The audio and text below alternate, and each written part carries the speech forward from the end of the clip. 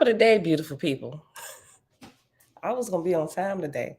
And it wasn't my live button. My live button actually worked. But when I went to hit the countdown, all of that was freezing up. So I was playing with it a little bit. Then I was like, let me just restart it because I don't know what was going on.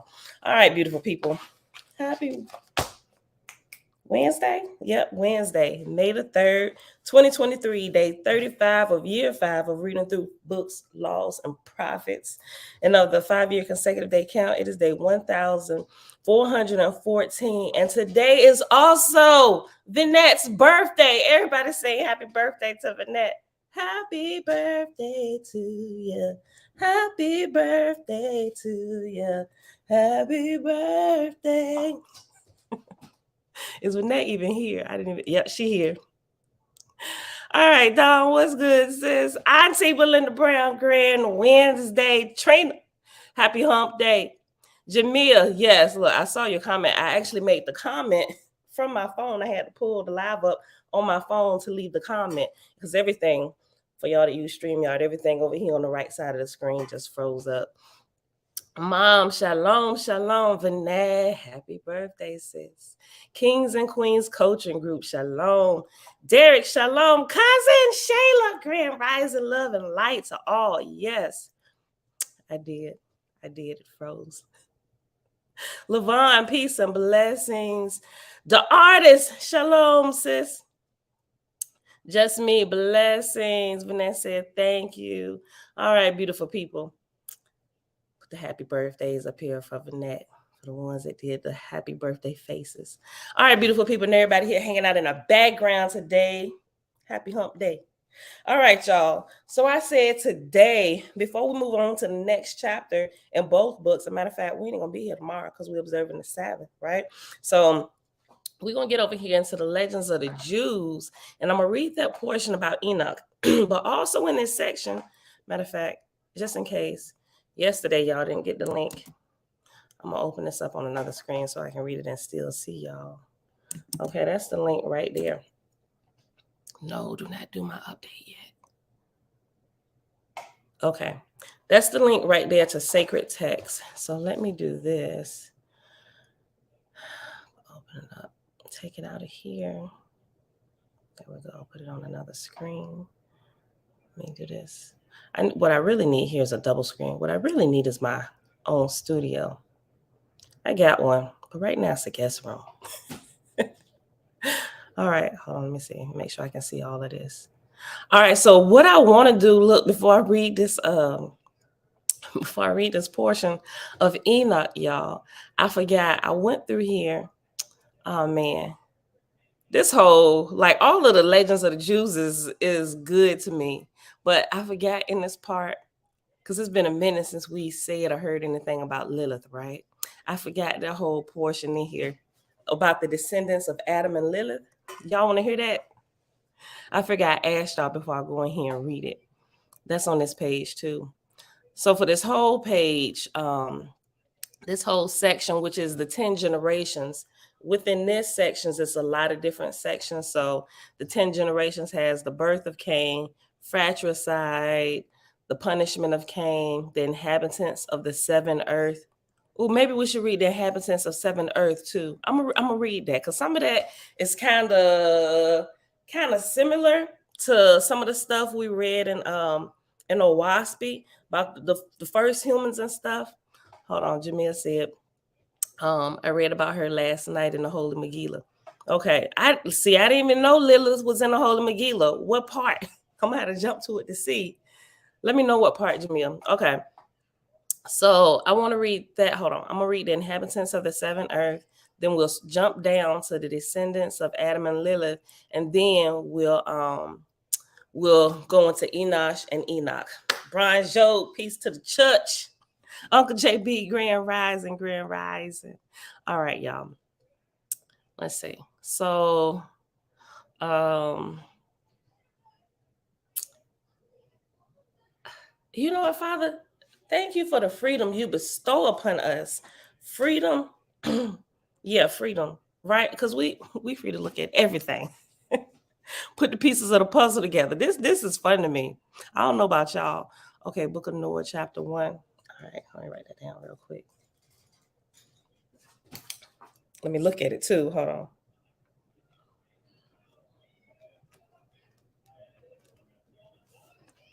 Hold on. Let me see. Let's see if we can mix that in. Let me find it.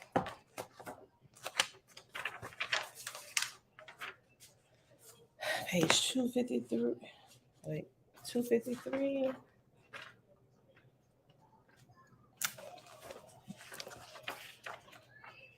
In the Holy Megillah, chapter 1. Okay, so it's not that long of a chapter. So hold on.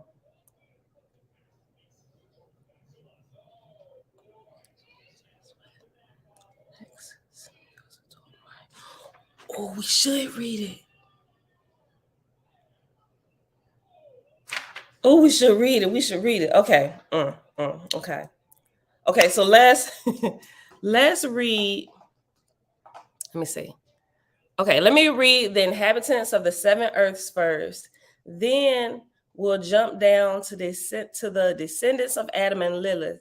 And then we'll read it. Darn it. We'll read it from here. Man, that's going to push the time back for Enoch. Maybe we can get through it in like 30 minutes, then the last 30 minutes for Enoch. Okay, boom. So let me quit talking. All right, so let's do this. Legends of the Jews. Go click on that link. You might have to open up another screen if you want to like see us. Well, you may not be able to do that if you doing it from your phone and you don't have like the premium YouTube because it's going to cut YouTube off. Okay, so in that case, if y'all can't do that, just listen.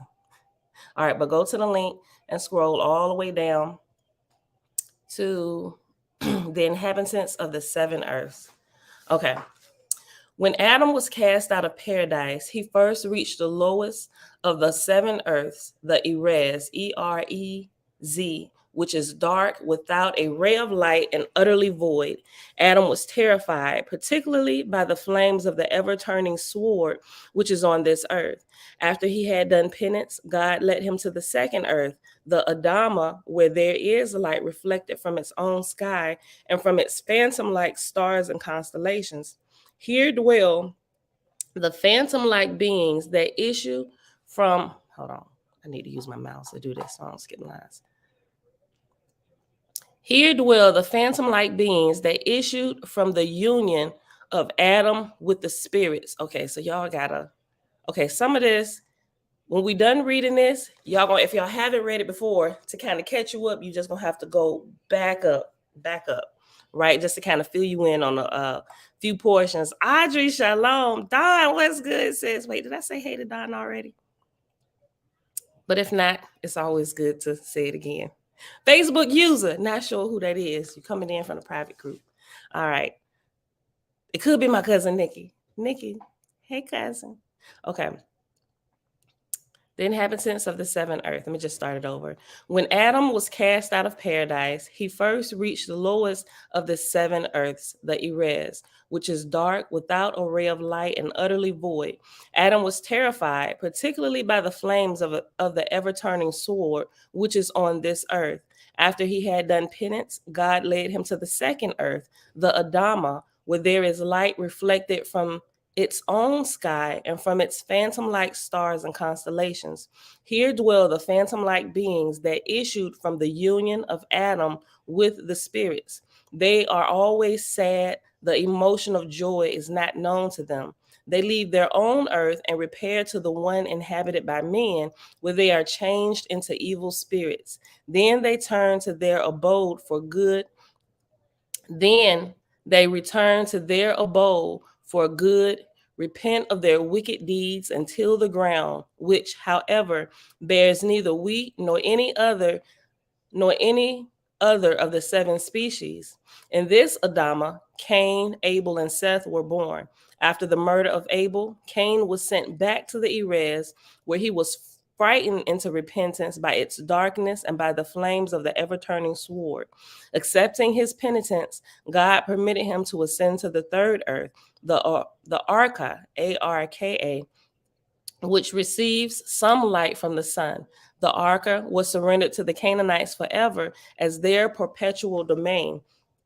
They till the ground and plant trees, but they have neither wheat nor any other of the 7 species. Some of the Canaanites are giants, some of them are dwarfs. They have 2 heads, wherefore they can never arrive at a decision. They are always at loggerheads with themselves. It may happen that they are pious now, only to be inclined to do evil the next moment. In the GE, the fourth earth, lived the generation of the Tower of Babel and their descendants. God banished them thither because the fourth earth is not far from Gehenna and therefore close to the flaming fire.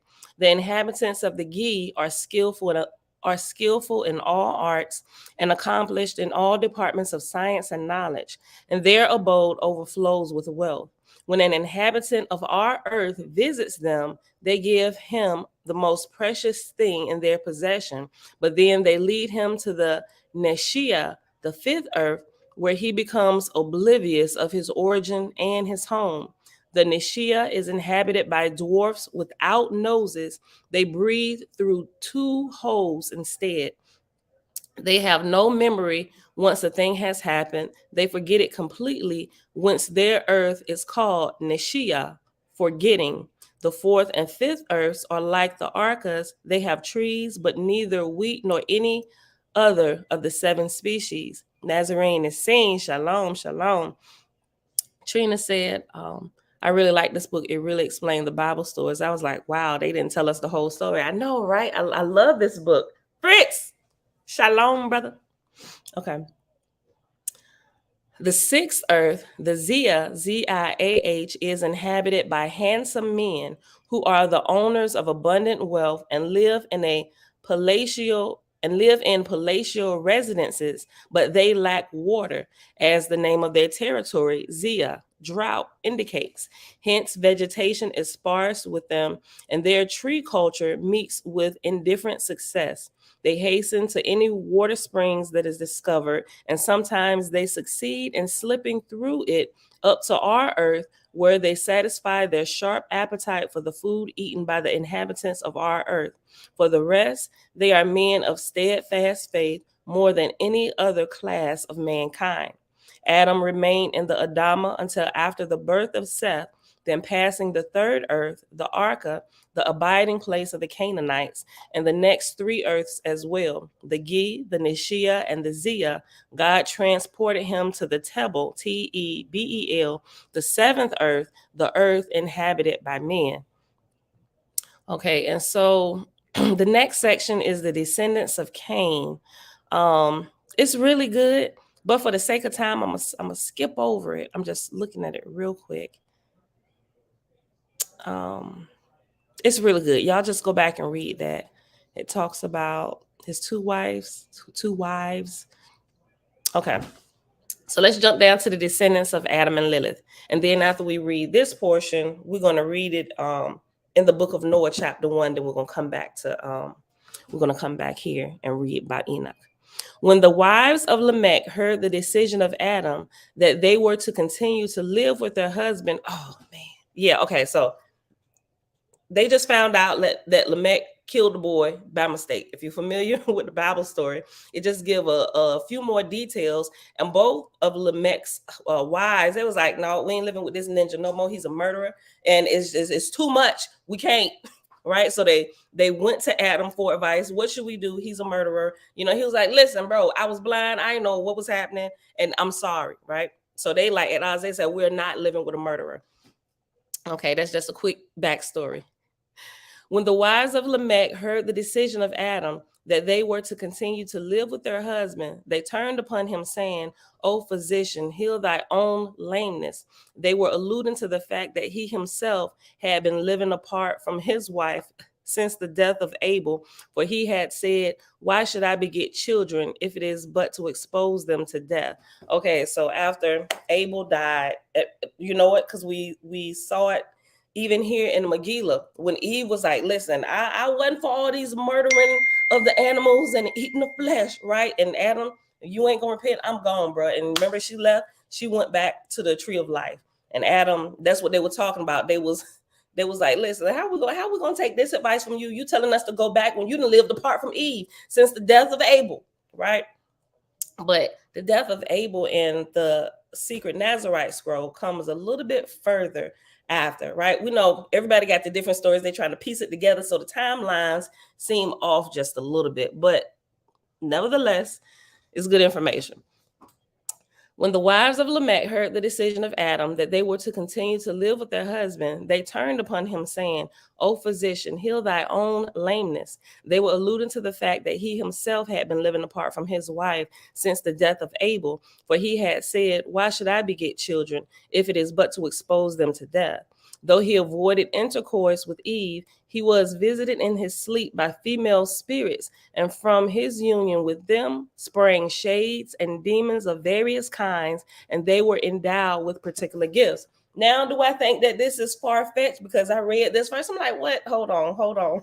Wait a minute. And then I started reading these the magic books that I had told you about, and then to hear how in the Holy Megillah, how the begotten son and the begotten daughter of Jah and of Jah and Janah, they came from their very own essence and exuded from it, right? Just like you can create shades and demons that you can manifest from yourself to send out to do things for you. I'm like, bro, yeah, succubus, incubus, those are two, but it's a whole lot more of them. It's just them two in the mainstream news because of their sexual deviant activities. Listen. Though he avoided intercourse with Eve, he was visited in his sleep by female spirits, and from his union with them sprang shades and demons of various kinds, and they were endowed with particular gifts. Once upon a time, there lived in Palestine a very rich and pious man who had a son named Rabbi Hanina. He knew the whole of the Torah by heart. When he was at the point of death, he sent for his son, Rabbi Hanina, and bade him as his last request to study the Torah day and night, fulfill the commandments of the law, and be a faithful friend to the poor. He also told him that he and his wife, the mother of Rabbi Hanina, would die on the self-same day, and the 7 days of mourning, excuse me, and the 7 days of mourning for the two would end on the eve of the Passover. Hold on. Sorry, y'all.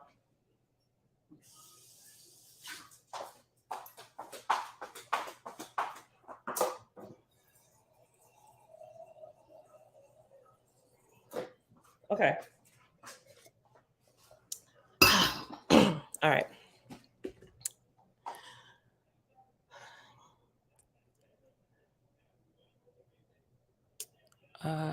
Okay.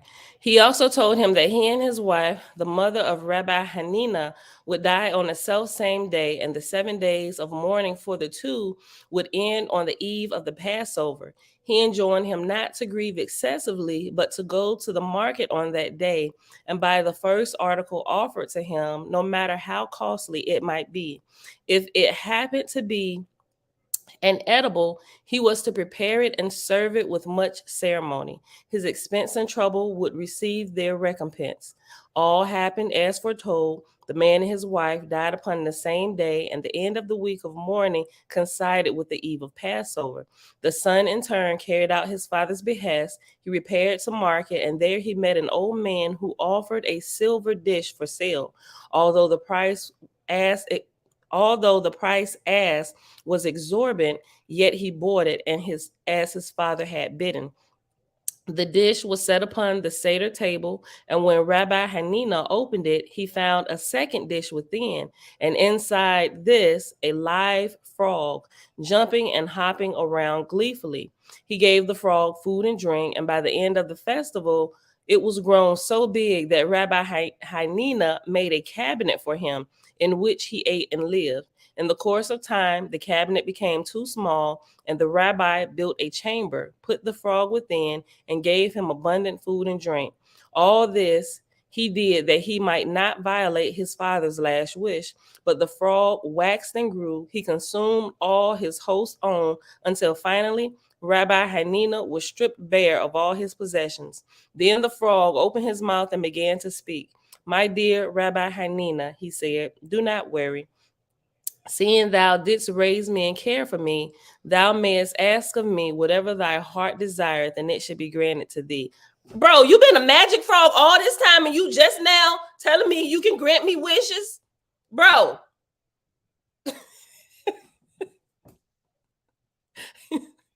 Look. Then the frog opened his mouth and began to speak. My dear Rabbi Hanina, he said, do not worry. Seeing thou didst raise me and care for me, thou mayest ask of me whatever thy heart desireth, and it shall be granted thee.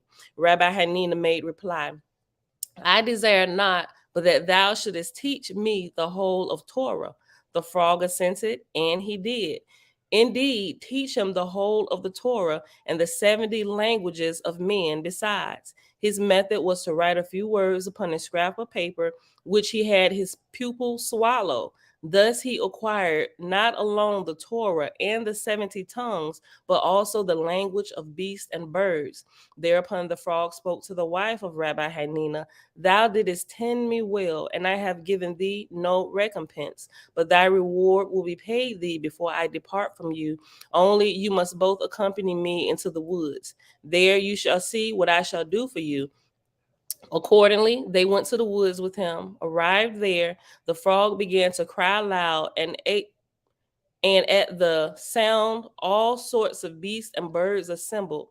These he commanded to produce precious stones, as many as they could carry. Also, they were to bring herbs and roots for the wife of Rabbi Hanina, and he taught her how to use them as remedies for all varieties of diseases. All this they were bidden to take home with them when they were about to return. The frog, hold on. All this they were bidden to take home with them. When they were about to return, the frog addressed them thus: May the Holy One be he blessed. May the Holy One, blessed be he, have mercy upon you and requite you for all the trouble you took on my account without so much as inquiring who I am. Now I shall make my origin known to you. I am the son of Adam, a son whom he begot during the 130 years of his separation from Eve. God has endowed me with power of assuming any form or guise I desire. Rabbi Hanina and his wife departed for their home, and they became very rich and enjoyed the respect and confidence of the king. Okay, and so this next section is Seth and his descendants. Matter of fact, let me just read it and we'll go right into Enoch. The exhortations of the wives of Lamech took effect upon Adam after a separation of 130 years. He returned to Eve. And after 130 years, he returned to Eve, and the love he now bore her was stronger by far than in the former time. She was in his thoughts even when she was not present to him bodily. The fruit of their union was Seth, who was destined to be the ancestor of the Messiah. Seth was so formed from birth that the rite of circumcision could be dispensed with. He was thus one of the 13 men born perfect in a way. Adam begat him in his likeness and image, different from Cain, who had not been in his likeness and image. Thus, Seth became a genuine sense the father of the human race, especially the father of the pious, while the depraved and godless are descended from Cain. Even during the lifetime of Adam, the descendants of Cain became exceedingly wicked, dying successively, one after another, each more wicked than the former. They were intolerable in war and vehement in robberies, and if anyone were slow to murder people, yet he was bold in his profligate behavior in acting unjustly and doing injury for gain.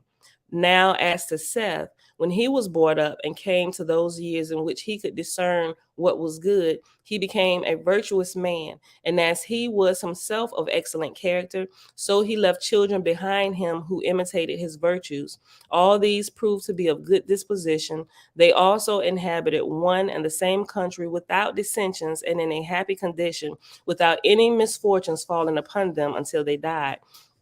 They also were the inventors of the particular sort of wisdom which is concerned with the heavenly bodies and their order, and that their inventions might not be lost before they were sufficiently known, they made two pillars upon Adam's prediction that the world was to be destroyed at one time by the force of fire and at another time by the violence and quantity of water. The one was of brick, the other of stone. And they inscribed their discoveries on both, that in case the pillar of brick should be destroyed by the flood, the pillar of stone might remain, and exhibit the discoveries to mankind, and also inform them that there was another pillar of brick erected by them. Okay, so that was the end of Seth and his descendants, and I was the descendants of Adam and Lilith. Let me scroll back up real quick because I want to actually go. I want to read something in here. I think is it in Adam? The angels, creation of man, creation of Adam, the soul of man. Oh, I remember when we read the soul of man. That was so good. That's when the movie Soul had come out. The ideal man. Hold on. The fall of Satan, woman. Where is Lilith? There was another section in here about Lilith. Adam and Eve in paradise, the fall of man, the punishment, Sabbath in heaven. That was so good. Sabbath in heaven. The book of Raziel is in here. Right. I remember that. The sickness of Adam. Hold on. The Eve story of the fall. The death of Adam. The death of Eve. Okay, so it must be mixed in here with Adam. I'm gonna just check real quick. If I don't see it, if my eye don't catch it, we're gonna go in here into the Holy McGee and read this portion. Okay.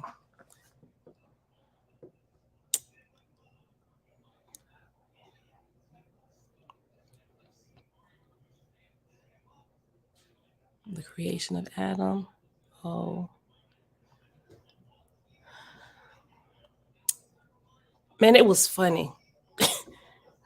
I'm like, Lilith got jokes. Hold on.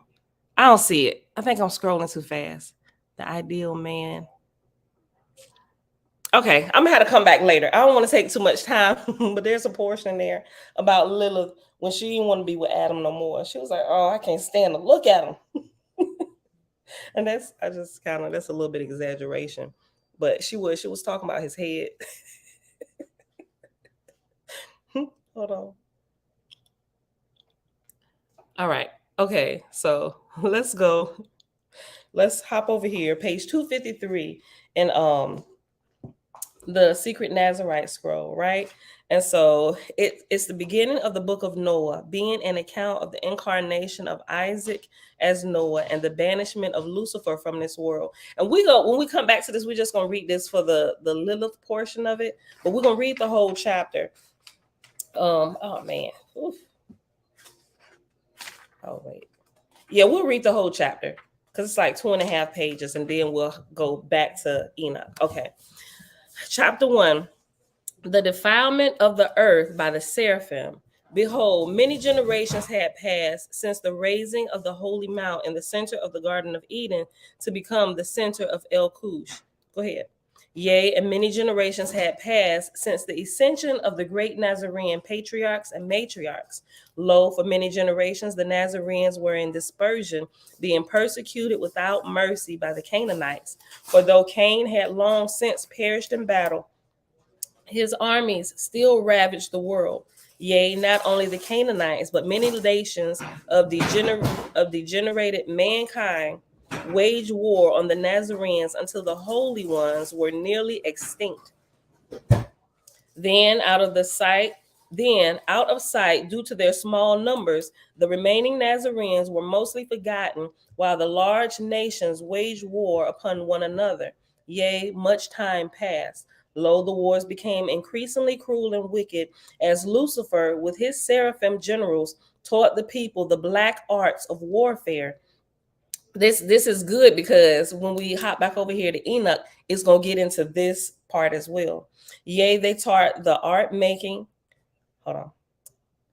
Lo, the wars became increasingly cruel and wicked, as Lucifer with his seraphim generals taught the people the black arts of warfare.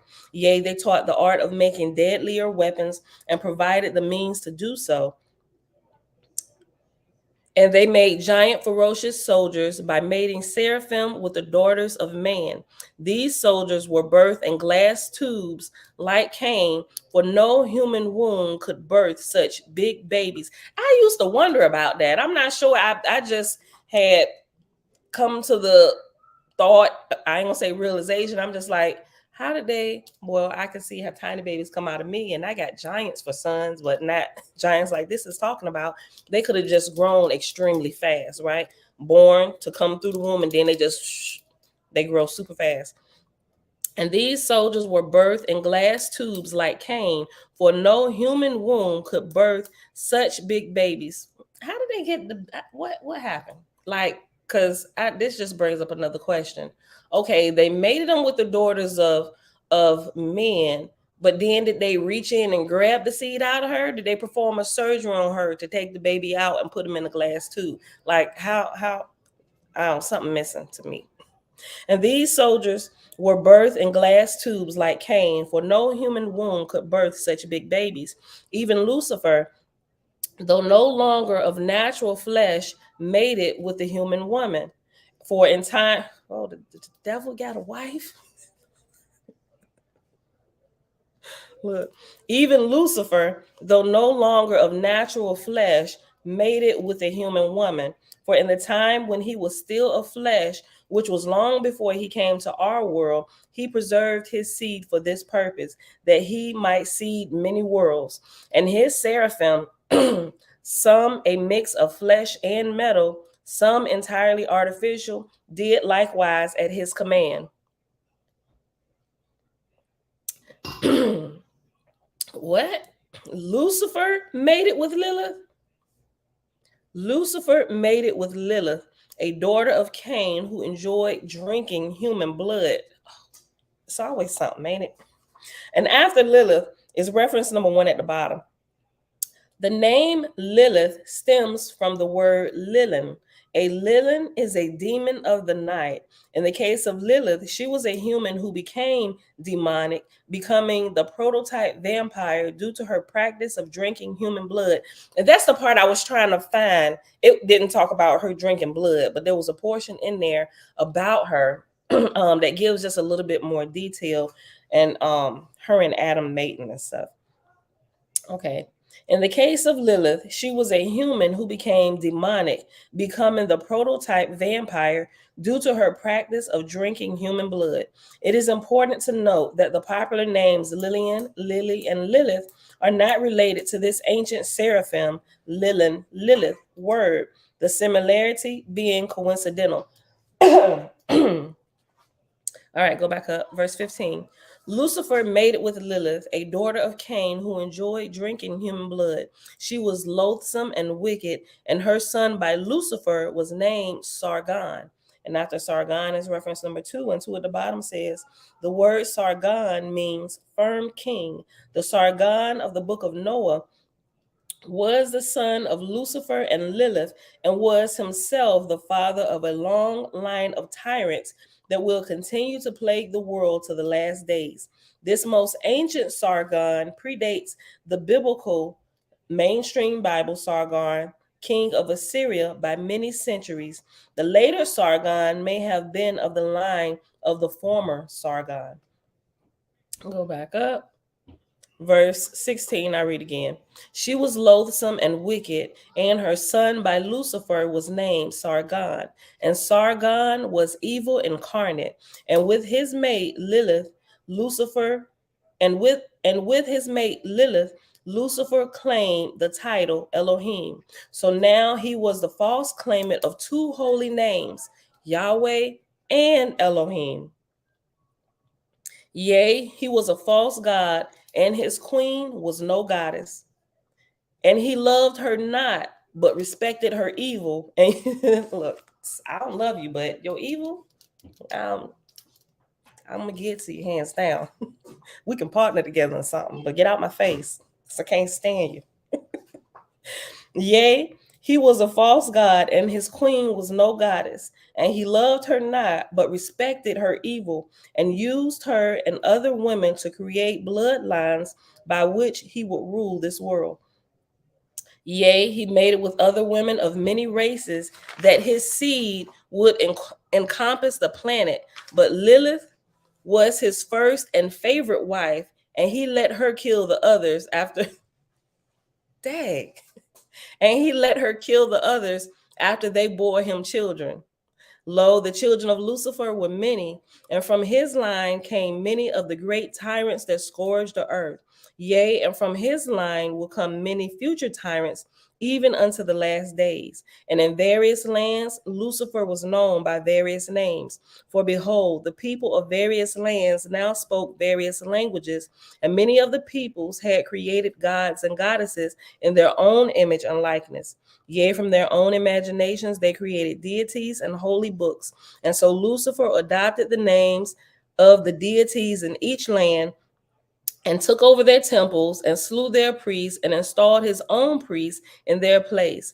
Then, keeping some of the outward observances of each religion in place, he altered enough to ensure the corruption of the people to his ways. Wow. For behold, all that was needed in a religion to keep the people under his influence was to make animal and human sacrifice the central focus. What's the central focus of Christianity today? The human sacrifice of Jesus the Christ. Boy, told y'all. And Peter, not Peter, boy, Peter was in on the shenanigans too, but Paul was the main prophet of Lucifer. For behold, all that was needed in a religion to keep the people under his influence was to make animal and human sacrifice the central focus. Same thing for the Hebrews, the Brews. Well, we don't believe in animal sacrifice no more, but you're still acting like it, right? And they didn't took you right into the human sacrifice too, right? For behold, all that was needed in a religion to keep the people under his influence was to make animal and human sacrifice the central focus. All else would follow. Sargon was the chief general of Lucifer's human armies, and Sargon was under the command of Simic-Haza, the general of Lucifer's seraphim soldiers. We're going to read about him in Enoch. We sure is. Wow. Okay, and after Simic-Haza, I'm probably saying it wrong. It's reference number 3. The name Simic-Haza means my name has been glorified. A literal translation is my name has been seen, but the implied meaning is clear. My name has been and will be seen and glorified. In other words, this is an egotistical name by which Lucifer's seraphim general boasts of his own significance and imagined greatness. This name, as with other seraphim leaders named in this section of the book of Noah, correlate with the names of the fallen angels of the Ethiopian book of Enoch. Boy, look. I may not be able to pronounce them, but I can recognize them when I see them. Look. Hold on. This name, as with the other seraphim leaders named in this section of the book of Noah, correlate with the names of fallen angels in the Ethiopian book of Enoch, though that is only apparent when they are translated correctly. The Ethiopian book of Enoch, it is called Ethiopian, not because it was written in Ethiopia, but because a copy was found in Ethiopia and was written thousands of years after the Nazarene book of Enoch. The Nazarene book of Enoch was first written in Cush, the ancient land now called Ethiopia, and so the idea that the Enoch book was originally linked with Ethiopia is correct, though only in the case of the Nazarene version, apparently by a mainstream Jew. Hold on, I think I skipped the whole line. Wait. Let me just go back. The Ethiopian book of Enoch, it is called Ethiopian, not because it was written in Ethiopia, but because a copy was found in Ethiopia, was written thousands of years after the Nazarene book of Enoch. The Nazarene book of Enoch was first written in Cush, the ancient land now called Ethiopia, and so the idea that the Enoch book was originally linked, was originally linked with Ethiopia is correct, though only in the case of the Nazarene version, apparently by a mainstream Jew who had only the vaguest awareness of the content of the original version. That vague awareness did include the notion that fallen angels had come to earth and taught human beings the black arts. The mainstream Jew that mainstream Jew wrote what is now called the Ethiopian Book of Enoch around 35 BC while living in dispersion in the northern regions between the Caspian and Exum seas, as proven by internal evidence within the text itself. For a complete account of the internal evidence that demonstrates when and where the so-called Ethiopian book was written, see pages 10, I'm sorry, 11, 12, and 13 of the introduction to the Richard Lawrence translation of that text. All right, so that, I'm not sure if Cosmo here, that might be a footnote for him. He asked about this yesterday. So there, hold on.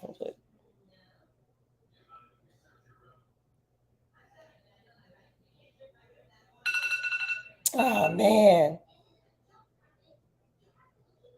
Jeez. Okay, listen. That was my 5-minute alarm. And we ain't even got to Enoch. And we ain't gonna be here tomorrow. So we still got like 15 minutes. I'll check in with y'all when we get there. See if y'all want me to just pause it till we come back and get to Enoch. I mean, I'm gonna have to change my title. I mean, I don't care. I'll change it. But I want to finish this. I want y'all to hear this. Okay, well, let me keep going. All right, so go back up, verse 35. Sargon was the chief general of Lucifer's armies, and Sargon was under the command of Semikhaza, the general of Lucifer's seraphim soldiers. Sargon taught the people to make swords of metal, helmets, breastplates, shields, and knives, and Semikhaza taught cruel strategies and the making of poisons and instruments of torture. Artekif, the next in rank of the seraphim to Semikhaza, taught the mining and melting of metals. And after Artekif is reference number 4, and it says at the bottom, the name Artekif means earth is mighty. Artekif, the next in rank of the seraphim to Semikhaza, taught the mining and melting of metals. Ramtael, the next in rank of the seraphim to Artekif, taught the art of deforestation for lumber, and he taught how to slash and burn entire forests to make clearings for the rising of meat herds. Wherefore his name means burning ashes. And his work was commended by Lucifer, who declared the only good forest is a harvest. The only good forest is a harvested forest. Lo, some of the arts of warfare were kept secret from humans for fear that they might rebel against the seraphim. Wherefore Lucifer and his generals lived on an island where they kept their most powerful weapons and means of travel. Behold, they had ships that flew in the air like birds. Some of those ships were small and carried only a few seraphim, but some, like the one that first brought the seraphim to our world, were large enough to carry many. Yea, and the large sky ships could fly amongst the stars. And we learned about this in Owaspy, right? These ships. But the righteous had them too, right? Everybody was using them. Yea, and the large sky ships could fly amongst the stars. And the seraphim general in charge of the large sky ships was named Kokabel, which means star of God. In other places, you hear that name Kokabel. The V and the B is switched out. And the name of this island was Italia. I've been to Italia, but it's in Turkey. And that's and after Italia is reference number 5. The word Italia means circlet. The island of Italia may well be the ancient origin of the legend of Atlantis. And from Italia came many wonders and abominations, for the palace of the false Yahweh was a castle of black wizardry. Yea, evil smoke circled overhead, foul and toxic to humans. Here they made small ships to fly in the sky, but behold, only the angels of Lucifer, who were the seraphim, were permitted the knowledge to fly them. And the general of the small flying ships was named Ramael, which means thunder of God. And here is where they made their staffs of fire, like the one that killed Abiel. And the general for the making of staffs was named Barakel, which means lightning of God. And here is where they made their poison gourds that exploded with fire. And the general in charge of the making of the exploding gourds was named Zikael, which means fireball of God. Behold, the only humans permitted on Antalya were slaves, Canaanite soldiers to guard the slaves, and the wives and children of Lucifer. Even the children of Lucifer remained on the island only long enough to be trained in the dark arts. Then they were sent to various lands to do the bidding of Lucifer. Hey, the several thousand slaves were kept for their labor. Lo, the slaves were kept in ignorance and fear. Yea, they believed their masters to be gods. They had no love for their gods, but they feared them. Of all the foul arts practiced on this island, the foulest of all was that called mixing. Yea, the seed of one creature was mixed with that of another, and parts of this one combined with that one, and the egg of one scripted with the essence of another. Many wicked fruits of this black art now crept the islands, defiling the mother earth. Even the weather of our world was altered. For they seeded the clouds to produce rain and withheld rain from lands they wished to punish. Ooh, that's Lucifer speaking in the Bible, y'all. Listen, look, Donnie, shalom, shalom. Listen, remember, Ray, hi. Remember in I think it's Revelations.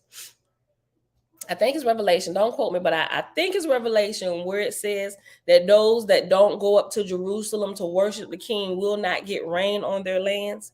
And I think this was I want to say it was during the 1,000-year reign of the Christ in the New Testament, right? For the 1,000 years, when he's reigning, all the nations of the world is going to come up and pay homage, right? And worship the king, but it's still going to be some kings in rebellions against the Christ who are not going to come up and not going to worship him, which I'm now thinking, they talking about the Nazarites and those who worship true creator is rebelling against this tyrant ruling, right? That we hear about in the New Testament. Oh my gosh. At least I'm that's what I'm thinking. Look, hold on. Verse 71. Even the weather of our world was altered. You know what? It's either in Revelations or it's in one of the. Hold on. Let me just check real quick. Hold on. I heard exploding gourds. That's a good old fashioned bomb, ain't it though? Love and light to all faiths. Hold on. Let me see real quick. Google. Scripture.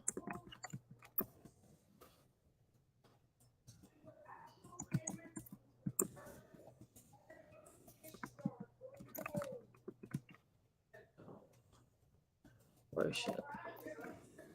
I say the king.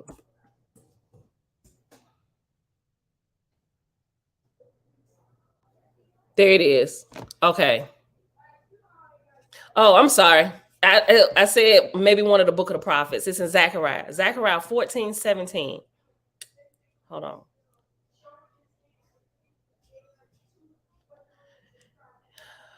It's not the version.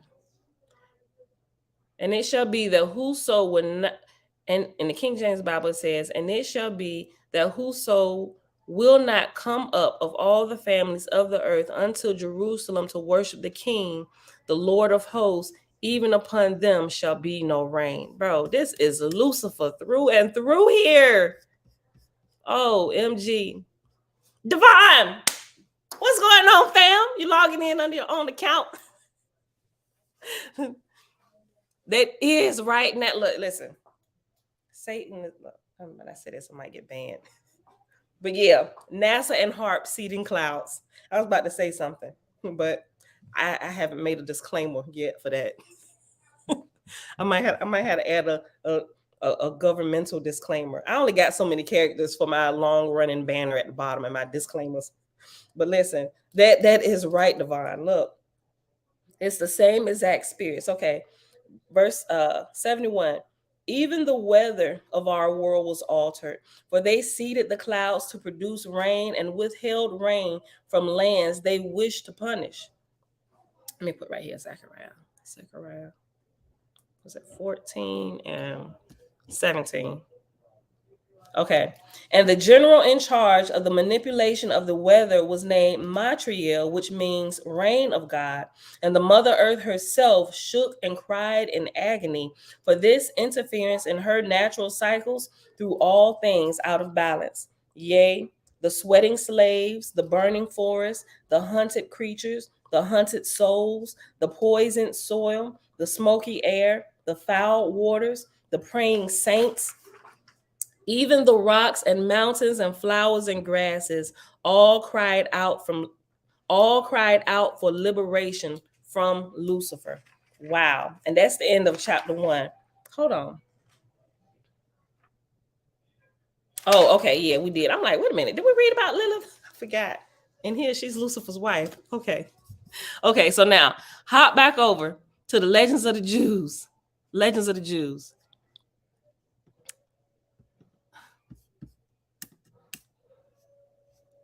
Legends of the Jews. Adam and Eve in Paradise. Scroll back down to. Oh, let me ask y'all. I said I was going to ask y'all. We're literally 3 minutes to the hour mark. Y'all want me to go ahead and read this? Because it's going to take, I guess, to read this. If I don't be adding those stories, we'll probably be done reading it in about 15. I give myself 20 minutes max, maybe. Right? Y'all want me to go ahead or y'all want me to wait? I say third answer gets it. Vanette gonna say stop. Third answer gets it. Somebody. Hold on. Let me go back. The sickness of Adam. No, I went too far.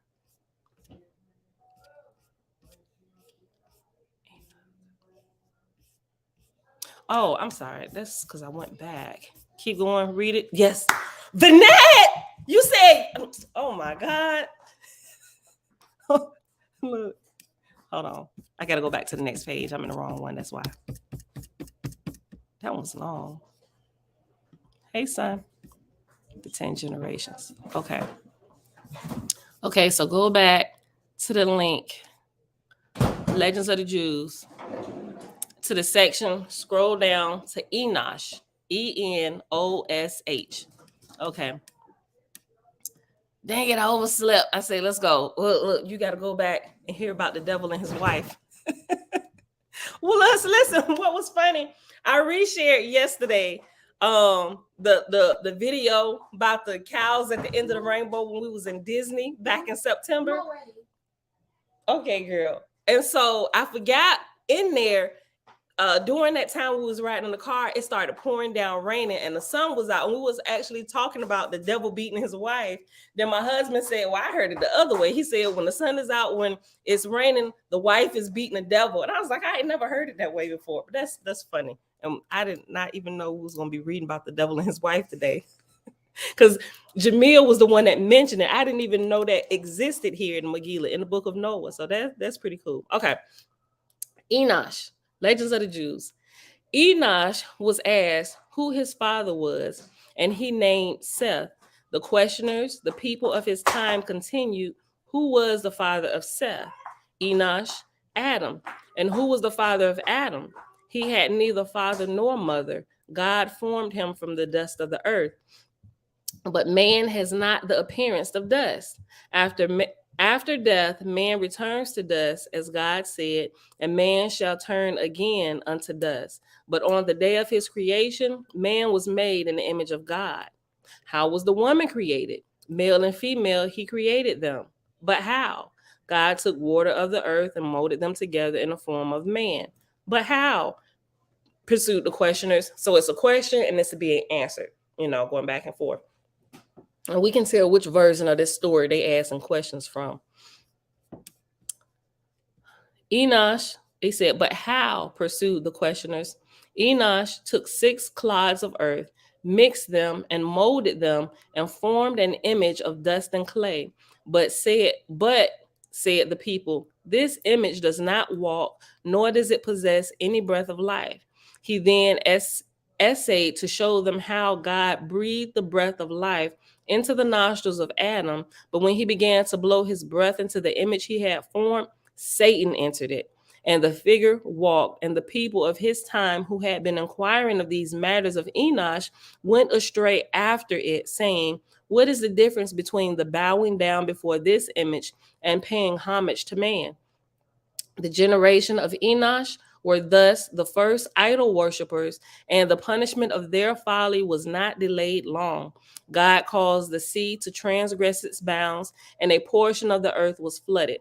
A portion of the earth was flooded, it says here, which that also coincides with what Owaspi says, right? Because not all of the earth was flooded, because there were some lands that that the flood did not reach, right? And when I read, I'm like, what?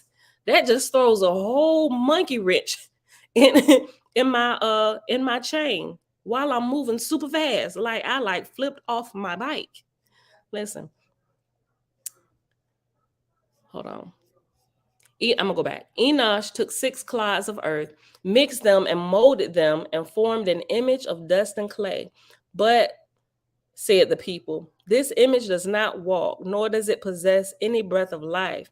He then essayed to show them how God breathed the breath of life into the nostrils of Adam. But when he began to blow his breath into the image he had formed, Satan entered it, and the figure walked, and the people of his time who had been inquiring these matters of Enoch went astray after it, saying, what is the difference between bowing down before this image and paying homage to a man? The generation of Enoch were thus the first idol worshippers, and the punishment for their folly was not delayed long. God caused the sea to transgress its bounds, and a portion of the earth was flooded. This was a time also when the mountains became rocks, and the dead bodies of men began to decay. Still another consequence of the sin of idolatry was that the countenance of the men of the following generations were no longer in the likeness and image of God, as the countenances of Adam, Seth, and Enoch had been.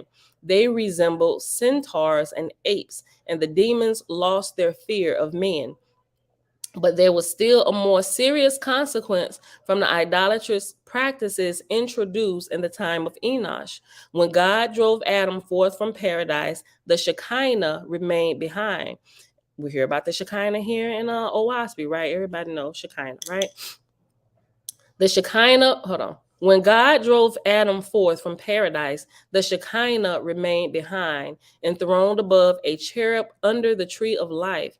The angels descended from heaven and repaired thither in hosts to receive their instruction, and Adam and his descendants sat by the gate to base in the splendor of the Shekinah, 65,000 more times radiant than the splendor of the sun.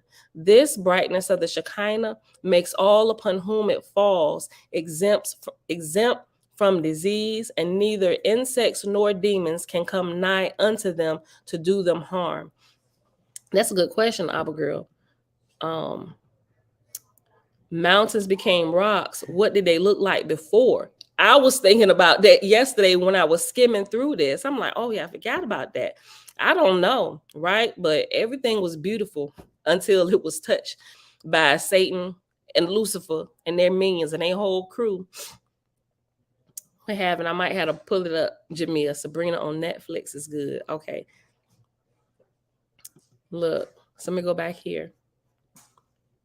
Thus it was until the time of Enoch, when men began to gather gold, silver, gems, and pearls from all parts of the earth, and made idols thereof 1,000 parasangs high. And earlier in the book, when it was going over the generations of men, it tell you what an ell is, a parasang, and all these different measurements. And the measurement of man versus on other men, it talk about the different heights and statures of all the different men that were on the earth at the beginning times, which we also hear some of that. And the Wasp is really, really interesting. Like I listened to this even though we read it, but I've listened to the Legends of the Jews because they have a playlist, and I'll reshare it for y'all again. Playlist. I'll let that play in my ear. I've listened to this like 3 times all the way through. Like all 4, it's 4 books in the Legends of the Jews. But it's a really, really good, clear reading, and the voice is really good. And they go through and they read all 4 books. I just let that playlist play, and it's really, really interesting. Okay. Thus it was until the time of Enoch, when men began to gather gold, silver, gems, and pearls from all parts of the earth, and made idols thereof 1,000 parasangs high, what was words by means of the magic arts taught them by the angels Uzzah and Azazel. They set themselves as masters over the heavenly spheres, and forced the sun, the moon, and the stars to be subservient to themselves instead of the Lord. This impelled the angels to ask God, "What is man that thou art mindful of him? Why didst thou abandon the highest of the heavens, the seat of thy glory, and thy exalted throne in Arabot, and descend to men who pay worship to idols, putting thee upon a level with them?" The Shekinah was induced to leave the earth and ascend to heaven amid the blare and flourish of the trumpets of the myriads of angel hosts. So this level of glory, the Shekinah, it was like, we got to roll up out of here. Matter of fact, the Shekinah rolled out, truth rolled out the earth. It wasn't funny, but it was funny to me. Truth, yes, baby. I don't know about that today. Put this on. But it had gotten so wicked down here that the Shekinah, the glory of Creator is like, we out, buddy. We got to raise up higher. And then truth, it said truth bounced up out the earth. And it was like, if truth is gone, what are we going to do? And then I forget which angel said, they said, don't worry, truth will return to the earth, right? But as I'm going through here, putting all these pieces together, truth returns when the Nazarites return. They wake up, people come to themselves, and truth and the Shekinah, they'll see they people down in the earth like, we coming in full force. We back. We told you we was coming back, right? And so now they empower us to right all the wrongs. The world that's upside down, we flipping it back right side up. We bringing out the truth, right? And they behind us. We got a line of light connected to all of us, and we all across the world scattered, bringing the truth back to the earth. Listen. Hold on. And our pockets are getting foiled with, and we start to look stupid now. So we got to change this.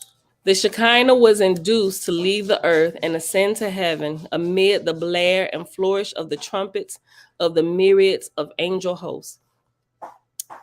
Okay. And it goes into, I'm going to read this, the fall of the angels, because this goes into what we were reading here in the book of Noah, and then it gets right into Enoch. Okay, listen. And some of this is almost seem like word for word.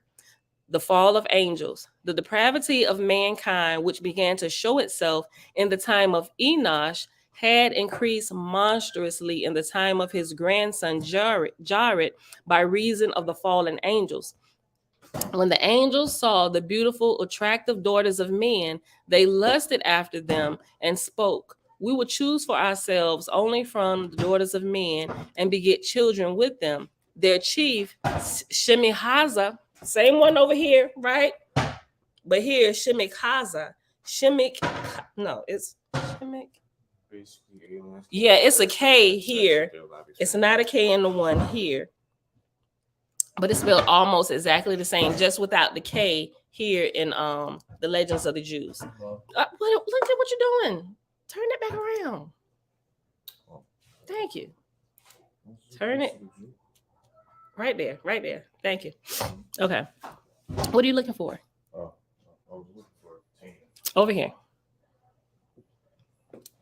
Okay. It started to sound like the whole gist of it is aliens came to Earth and just had sex with their lab experiments. Yeah, I mean, if you want to put it that way, you make a good comic book. Their chief was Shemihaza. Their chief, Shemihaza, said, "I fear me Ye will not put this plan of yours into execution, and I alone will have to suffer for the consequences of a great sin. Then they answered him and said, we will all swear an oath, and we will bind ourselves separately and together, not to abandon the plan, but to carry it through to the end. 200 angels descended the mount summit of Mount Hermon, which owes its name to this very occurrence, because they bound themselves there to fulfill their purpose on the penalty of Harim, anathema. It's anathema. Go put it in my room. Nobody's gonna get on it today. Go put it in my room. Tell them I say go put it in my room. Tell them put it in my room. Sorry, Mom, I put it in my room. Okay. Hey. Go talk to Dad. Dad is right up there. Go ahead. Go talk to Dad. Go. Yeah. Go to. Oh, you're not gonna say anything? Okay, because you look like you was about to say something else.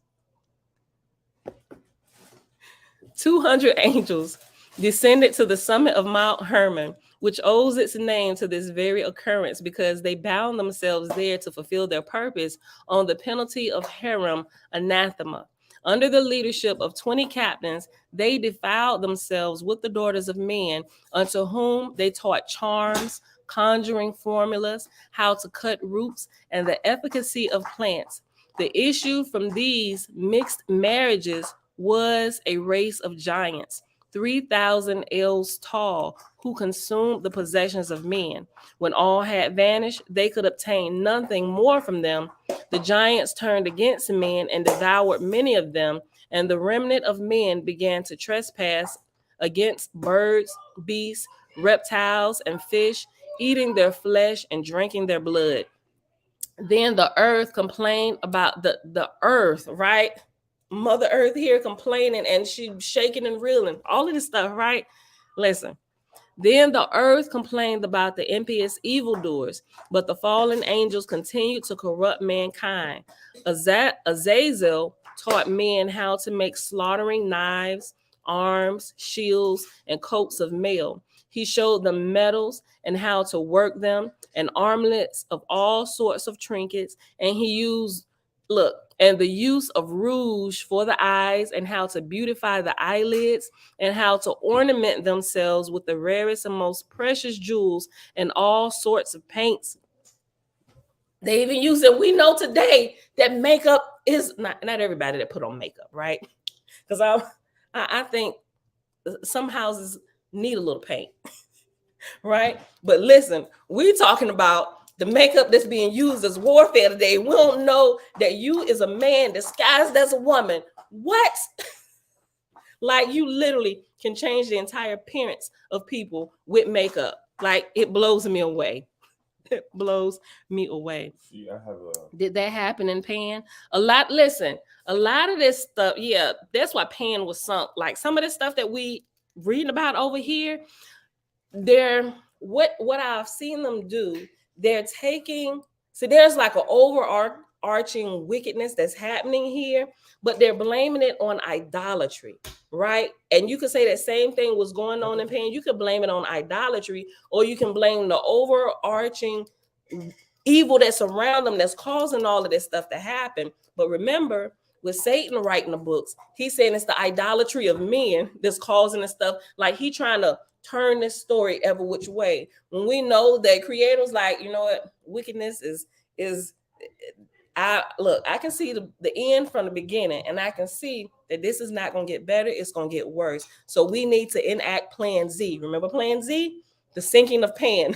The angels of Creator broke the crust of the earth and sunk that part. Why? Not to just kill everybody, right? We're going to have to take them out of the flesh before they corrupt the rest of flesh, right? That's what was going to happen. If he did not do that, he said, we have to treat them here in the spirit realm. But if we let this continue on and play out, they're going to corrupt the rest of mankind all across the earth. So we have to stop it now. We're going to go ahead and transition them into the spirit, and we're going to need to restore them on this plane. But we got to get them from the earth plane, or everything is going to be infected, right? It's an outbreak. It's a major outbreak. So we got to get them. So go through here. They enacted Plan Z. Go get all the wicked ones that scattered all across the world. Let them know it's a party going on in Pan and everybody invited. Right? Got them there. Angels in place. Creator said what? Creator said go. They break the crust of the earth. Now everybody, all the wicked spirits have been fully born into spirit. And now they're taking them to the hospitals, things, restoring them. Some of them have to be surrounded by fire because they're completely out of their mind. But they enacted Plan Z, which is ultimately for the restoration of every soul involved, even the most wicked, right? There's nobody that stays in hell, right? And the hell that we learn about in Christianity is not the making of Creator. That's from Satan's plan and stuff, right? To make slaves and torment people. That is not Creator. Creator does not do that. Listen, you waiting to see if the book of Noah say this? Me too. We're gonna get to it though, but I know you can probably finish it before we get there. Listen, look, sounds like what some of the watchers had taught in the book of Enoch. It's exactly what they taught. Matter of fact, what we just read out here, the Holy Megillah, this first chapter in the book of Noah, this is exactly what they're doing, right? Okay, so let's go back over here. What's our time? Okay. Hold on. Let me just go back. I know, Jamil, because we got to be super excited when we get there. You know, I'm already super excited anyway. She said I won't say anything. Hold on. Okay. You did, but everybody going in and it's unorganized. Okay. Listen, son. Leave my kids alone. Then the earth complained about impious evildoers, but the fallen angels continued to corrupt mankind. Azazel taught men how to make slaughtering knives, arms, shields, and coats of mail. He showed the metals and how to work them, and armlets of all sorts of trinkets, and the use of rouge for the eyes, and how to beautify the eyelids, and how to ornament themselves with the rarest and most precious jewels and all sorts of paints. The chief of the fallen angels, Semihaza, instructed them in exorcisms and how to cut roots. Armaros taught them how to raise spells. Barakel, divination from the stars. Karkabel, astrology. Ezekiel, augury from the clouds. Arakiel, the signs of the earth. Samsawil, the sign of the sun. And Seriel, the signs of the moon. While all of these abominations defiled the earth, the pious Enoch lived in a secret place. None among men knew his abode or what had become of him, for he was sojourning with the angel watchers and the holy ones. Once he heard the call addressed to him, Enoch, thou scribe of justice, go unto the watchers of the heavens who have left the high heavens, the eternal place of holiness, defiling themselves with women, doing as men do, taking wives unto themselves, and casting themselves into the arms of destruction upon earth. Go and proclaim unto them that they shall find neither peace nor pardon. For every time they take joy in their offspring, they shall see the violent death of their sons and sigh over the ruin of their children. They will pray and supplicate evermore, but never shall they attain to mercy or peace. Enoch repaired to Azazel and the other fallen angels to announce the doom uttered against them. They were all filled with fear. Trembling seized upon them, and they implored Enoch to set up a petition for them and read it to the Lord of heaven, for they could not speak with God as aforetime, nor even raise their eyes heavenward for shame on the account of their sins. Enoch granted their request, and in a vision he was vouchsafed the answer which he was to carry back to the angels. It appeared to Enoch that he was wafted into heaven upon clouds and was set down before the throne of God. God spake, go forth and say to the watchers of heaven who have sent thee hither to intercede for them, verily it is you who ought to plead in behalf of men, and not men in behalf of you. I don't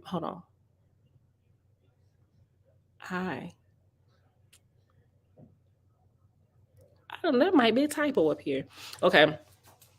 Go forth and say to the watchers of heaven who have sent thee hither to intercede for them, verily it is you who ought to plead in behalf of men, not men in behalf of you. Why did ye forsake the high, holy, eternal heavens to pollute yourselves with the daughters of men, taking wives unto yourselves, doing like the races of the earth, and begetting giant sons? Giants begotten by flesh and spirits will be called evil spirits on earth, and on earth will be their dwelling place. Evil spirits proceed from their bodies because they are created from above, and from the holy watchers is their beginning and primal origin. They will be evil spirits on earth, and evil spirits they will be named. You can also find this in chapter 15 of the book of Enoch. All of this in a lot more detail.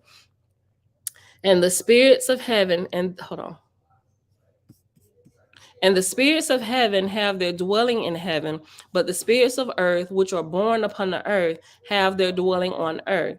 And the spirits of the giants will devour, oppress, destroy, attack, do battle, and cause destruction on the earth and work affliction. They will take no kind of food, nor will they thirst, and they will be invisible. And these spirits will rise up against the children of men and against women, because they have proceeded from them. Since the days of murder and destruction and death of the giants.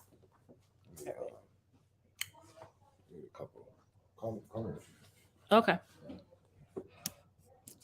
No. And the spirits of heaven have their dwelling in heaven, but the spirits of earth, which are born upon the earth, have their dwelling on the earth. And the spirits of the giants will devour, oppress, destroy, attack, do battle, and cause destruction on the earth and work affliction. They will take no kind of food, nor will they thirst, and they will be invisible. And these spirits will rise up against the children of men and against the women, because they have proceeded from them. Since the days of murder and destruction and the death of the giants, when the spirits went forth from the soul of their flesh in order to destroy without incurring judgment, thus would they destroy until the day when the great consummation of the great world be consummated. And now, as to the watchers who have sent thee to intercede for them, who have been aforetime in heaven, say to them, you have been in heaven, and though the hidden things had not yet been revealed to you, you know worthless mysteries. And in the hardness of your hearts, you have recounted these to the women. And through these mysteries, women and men work much evil on earth.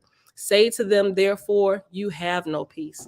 And so he's pretty much said to them, he said, you knew just enough of the secrets up here to get yourself in trouble. You got a little bit of something and you took it down there thinking it was everything, but you got enough to get everybody in trouble. You didn't even finish the mysteries up here. You have no clue. You were still preschool with the stuff you gave to them down there, right? So now you got magic arts all over the world.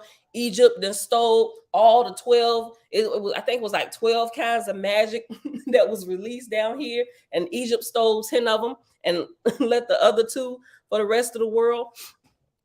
Listen, it gets into that. You got to go back and read about Egypt and the magic arts and stuff, and how even the children, I'm like, well, dang, they said, my children know better magic than that. When Moses had come in there and was doing little stuff, they said, our children know this type of stuff. What are you doing? Don't you know magic proceeds from Egypt? Look, hold on. Okay, now, this is the last part. Enoch, ruler and teacher. After Enoch had lived a long time secluded from men, hold on. Yeah, okay. After Enoch had lived a long time secluded from men, he once heard the voice of an angel calling to him, Enoch, Enoch, make thyself ready and leave the house and secret place wherein thou hast kept thyself hidden, and assume dominion over men, to teach them the ways in which they shall walk, and the deeds which they shall do, in order that they might walk in the ways of God. Enoch left his retreat and betook himself to the haunts of men. He gathered them about and instructed them in the conduct pleasing to God. He sent messengers all over to announce, ye who desire to know the ways of God and righteous conduct, come ye to Enoch. And thereupon a vast concourse of people thronged about him to hear the wisdom He would teach and learn from his mouth what is good and right. Even kings and princes, no less than 130 in number, assembled about him and submitted themselves to his dominion, to be taught and guided by him as he taught and guided all the others. Peace reigned thus over the whole world, all the 243 years during which the influence of Enoch prevailed. At the expiration of this period, in the year in which Adam died and was buried with great honors by Seth, Enosh, Enoch, and Methuselah, Enoch resolved to retire again from intercourse with men and devote himself wholly to the service of God. But he withdrew gradually. First, he would spend 3 days in prayer and praise of God, and on the fourth day, he would return to his disciples and grant them instruction. Many years passed thus. Then he appeared among them but once a week, later once a month, and finally once a year. The kings, princes, and all others who were desirous of seeing Enoch and hearkening to his words did not venture to come close to him during the times of his retirement. Such awful majesty sat upon his countenance, they feared for their very life if they but looked at him. They therefore resolved that all men should prefer their requests before Enoch on the day he showed himself unto them. The impression made by the teachings of Enoch upon all who heard them was powerful. They prostrated themselves before him and cried, "Long live the king, long live the king." On a certain day, while Enoch was giving audience to his followers, an angel appeared and made known unto him that God had resolved to install him as king over the angels in heaven, as until then he had reigned over men. He called together all inhabitants of the earth and addressed them thus: I have been summoned to ascend into heaven, and I know not on what day I shall go thither. Therefore, I will teach you wisdom and righteousness before I go hence. A few days yet Enoch spent among men, and all the time left to him, he gave instruction in wisdom, knowledge, God-fearing conduct, and piety, and established law and order for the regulations of the affairs of men. Then those gathered near him saw a gigantic steed descend from the skies, and they told Enoch of it, who said, "The steed is for me, for the time has come and the day when I leave you, never to be seen again." So it was. The steed approached Enoch, and he mounted upon its back, all the time instructing the people, exhorting them, enjoining them to serve God and walk in his ways. 800,000 of the people followed a day's journey after him. But on the second day, Enoch urged his retinue to turn back. "Go ye home, lest death overtake you if you follow me farther." Most of them heeded his words and went back, but a number remained with him for 60 days, though he admonished them daily to return and bring not death down upon themselves. On the 6th day of the journey, he said to those still accompanying him, "Go ye home, for on the morrow I shall ascend to heaven, and whosoever will then be near me, he will die." Nevertheless, some of his companions remained with him, saying, "Whither thou goest, we will go. By the living God, death alone shall part us." On the 7th day, Enoch was carried into the heavens in a fiery chariot drawn by fiery chargers. The day after, all right, son, love you, drive safe. The day after, the kings who had turned back in good time sent messengers to inquire into the fate of the men who had refused to separate themselves from Enoch, for they had noted the number of them. They found snow and great hailstones upon the spot whence Enoch had risen, and when they searched beneath, they discovered the bodies of all who had remained behind with Enoch. He alone was not among them. He was on high in heaven. The ascension of Enoch. This is not the first time Enoch had been in heaven. Once before, while he sojourned among men, he had been permitted to see all there is on earth and in the heavens. On a time when he was sleeping, a great grief came upon his heart, and he wept in his dream, not knowing what the grief meant, nor what would happen to him. And there appeared to him 2 men, very tall. Their faces shone like the sun, and their eyes were like burning lamps, and fire came forth from their lips. Their wings were brighter than gold, their hands whiter than snow. They stood at the head of Enoch's bed and called him by his name. He awoke from his sleep and hastened and made obeisance, I think it's obeisance, honoring them, obeisance to them, and was terrified. And these men said to him, "Be of good cheer, Enoch, be not afraid. The everlasting God hath sent us to thee, and lo, today thou shalt ascend with us into heaven. And tell thy sons and thy servants, let none seek thee till the Lord bring thee back to them." Enoch did as he was told, and after he had spoken to his sons and instructed them not to turn aside from God and to keep his judgment, these two men summoned him and took him on their wings and placed him on the clouds, which moved higher and higher till they set him down in the first heaven. Here they showed him the 200 angels who rule the stars and their heavenly service. Here he saw also the treasuries of snow and ice, of clouds and dew. From there, they took him to the second heaven, where he saw fallen angels in prison, they who obeyed not the commandments of God and took counsel of their own will. The fallen angel said to Enoch, "O man of God, pray for us to the Lord." And he answered, "Who am I, a mortal man, that I should pray for angels? Who knows whither I will go or what awaits me?" They took him from thence to the third heaven, where they showed him paradise with all the trees of beautiful colors and their fruits ripe and luscious, and all kinds of food which they produce, springing up with delightful fragrance. In the midst of paradise, he saw the tree of life, in that place in which God rests when he comes into paradise. This tree cannot be described for its excellence and sweet fragrance, and it is beautiful more than any created thing, and on all its sides it is like golden and crimson in appearance and transparent as fire, and it covers everything.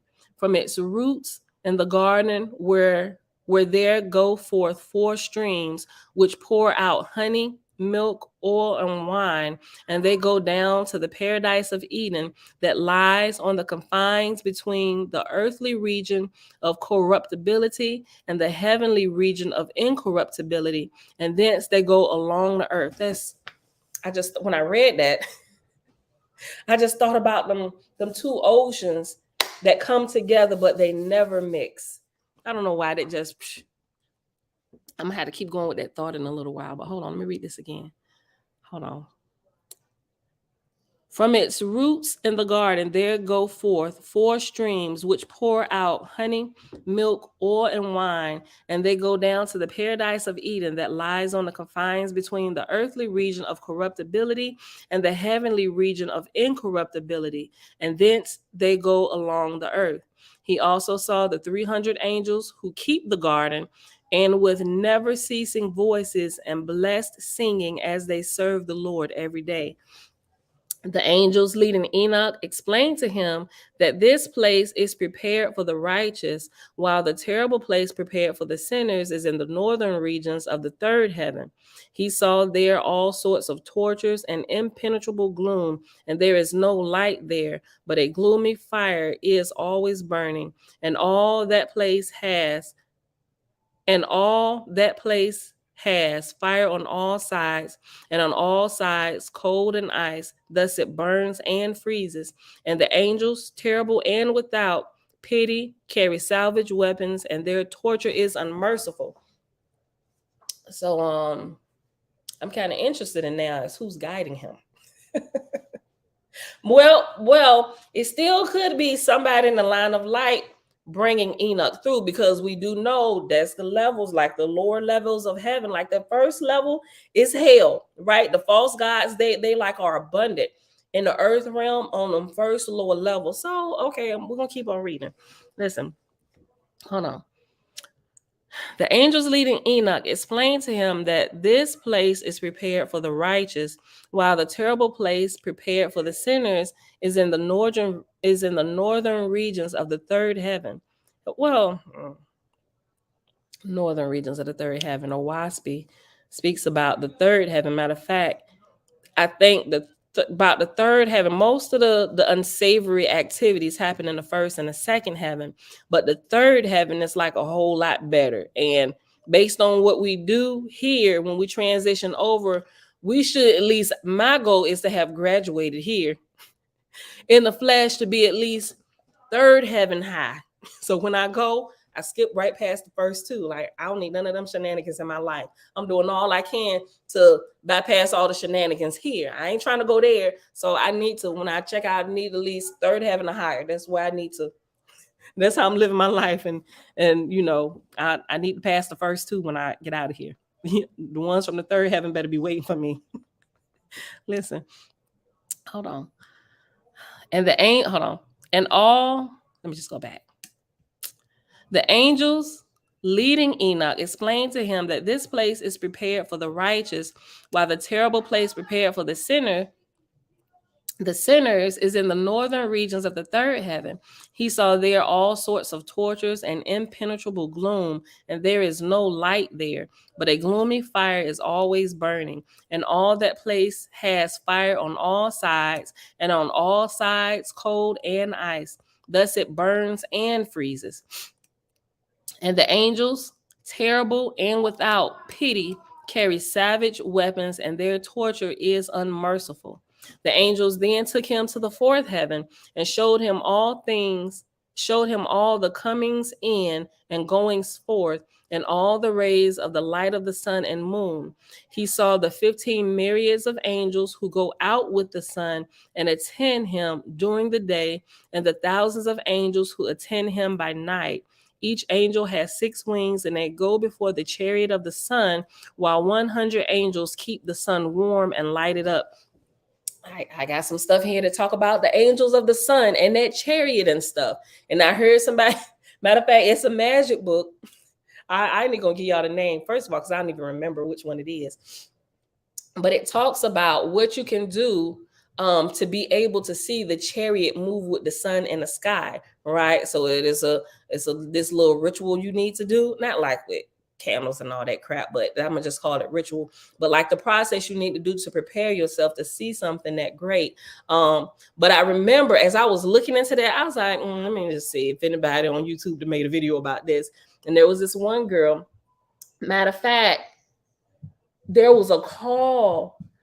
I saw her comment on this video, and there was a call that was like one of these calls that this particular group has, and I got the number from the chat. Yes. No, Tootie. No. Check me. Listen, no, because y'all gonna argue over it. So no, not right now. But she talked about that she had tried it, right? And oh my gosh, when she tried it, what happened was something happened. Let me tell you what happened. What she saw was not a chariot, right? What she saw was like this all-seeing eye. She said, and everywhere she looked, she saw this eye, like somebody, like she said, it was like we were in a hole and somebody was looking in a hole, looking at her. And this eye followed her everywhere. Like she would wash her face. And once she did this ritual, whatever it was, she couldn't cut it off. She had went to her mama, her grandma. She was like, is there a pastor? She said, I think I've been possessed. I need an exorcism. When she would cut on the TV, she said the eye would be there and it would be watching. I'm like, oh my God, what door did this girl open? But she said she couldn't get any kind of sleep for weeks because even when she closed her eyes, she saw the eye. It was like always watching her and following her around. She said, and it creeped me out. She said, I only wanted to see the chariot that was following the sun. I was like, well, you best believe I ain't gonna try to see the chariot. I'm good with feeling it on my body when I walk out. All right, you going about your business now. I'm out. You ain't got to tell me twice. Some stuff I ain't even gonna mess with. I figured if I keep walking righteously, as I'm prepared for things, Creator will sprinkle it on me. I ain't going searching for, because I ain't trying to end up in the wrong place, right? So, but she had went to go talk to the pastor and everything, and they tried doing they held this little thing for where it was praying over. They oiled her up and everything, and it didn't work. She said the pastor that's always up there praying, laying hands on everybody. They asked the prophets in the house come. I was like, oh, she didn't open up Satan's door. I'm like, And Satan can't cast out Satan. That's what the pastors couldn't do. The pastors couldn't. The evangelists couldn't. The story wasn't funny, but it was funny because of all that I was learning. And then them trying to cast out Satan. I'm like, bro, Satan ain't casting Satan out. Right? And so what happened? This is crazy. I'm like, the Father is so good. Creator is so amazing. So after going through all this, it was about 2 months. She said she was going crazy. She didn't know what to do. She wished she had never read that magic book. So that's why I tell y'all be careful. I be giving y'all names of stuff, but don't go in here practicing stuff. Like, because if you're not ready, you know you're not ready to, if you got to go ask something. Okay, so is this how you do it? Like, bro, if that ain't already been revealed to you, like, you shouldn't have to ask anybody. If you got to go ask just to make sure you got the steps right, you already in trouble. Listen, let me tell you what she did, Jamil. Let me tell you what she did. After the couple different times meeting with the pastors and some of the most powerful prophets and evangelists that they knew, like she said, she was getting weak. She couldn't eat and she couldn't cut it off. When her eyes was open, she saw the eye, like it was in front of her face, like it was like you, me right here, like y'all can see me. She said this eye was always there and it was following her and she could see inside of it and it was looking through her. When she closed her eyes, the eye was there. I'm just like, oh my gosh, listen to the story. It just gave me chills. And she was crying, telling the story. I'm like, oh my God. I'm like, I looked at my hair. No, I didn't have a Harry Potter bookcase when but I looked at my books because I kept them all. I had ran out of space. This was before we moved. When I ran out of space with my bookcases, I just had like my tubs and I just go to my tubs. But I wrote on one of my tubs, magic books. I looked at my magic bookcase with all my magic books and I'm like, I'm probably not going to open you for a little while. Hearing this girl's story, I ain't trying to run into no crap like that. But what happened after a couple months of this, and I don't even think it was, she said it was like a few weeks of this. And nothing was working. The pastors couldn't help her. The prophets, the evangelists, people she knew with a prayer, they couldn't help her. What she finally did, she said she went and she was crying. She just fell out and she said, really, she said it was just a heartfelt cry to God. And she was saying God, right? She said it was a heartfelt cry to God. She said, I don't know what I did. I just wanted to see something amazing. She said, but please, I can't sleep. She said, this is driving me crazy. I feel like I'm gonna die. She said, so please forgive me for what I did and just please take it away. And after that prayer that she did, crying out to Creator, I say, Creator heard her. That it went right past everything, went right to Creator. And she said from that point, her she was restored. The eye went away and everything. And she said, I would never touch another magic book in my life. And so I was like, oh man, it just gives me chills. I'll never forget that story. So y'all just got to be careful out here in these magical streets of the earth. Don't be going fooling around with stuff just for let me see if this work. Now I do stuff because of education and I feel like Creator is leading me there to help me put pieces together, right? And some stuff I realize even just by reading it, you just cause some things to happen. I realize that and I can feel it, right? But it's crazy. Not to scare anybody. I'm just saying, be careful, right? Okay, let me go back. Let me finish reading this so we can get out of here. Okay.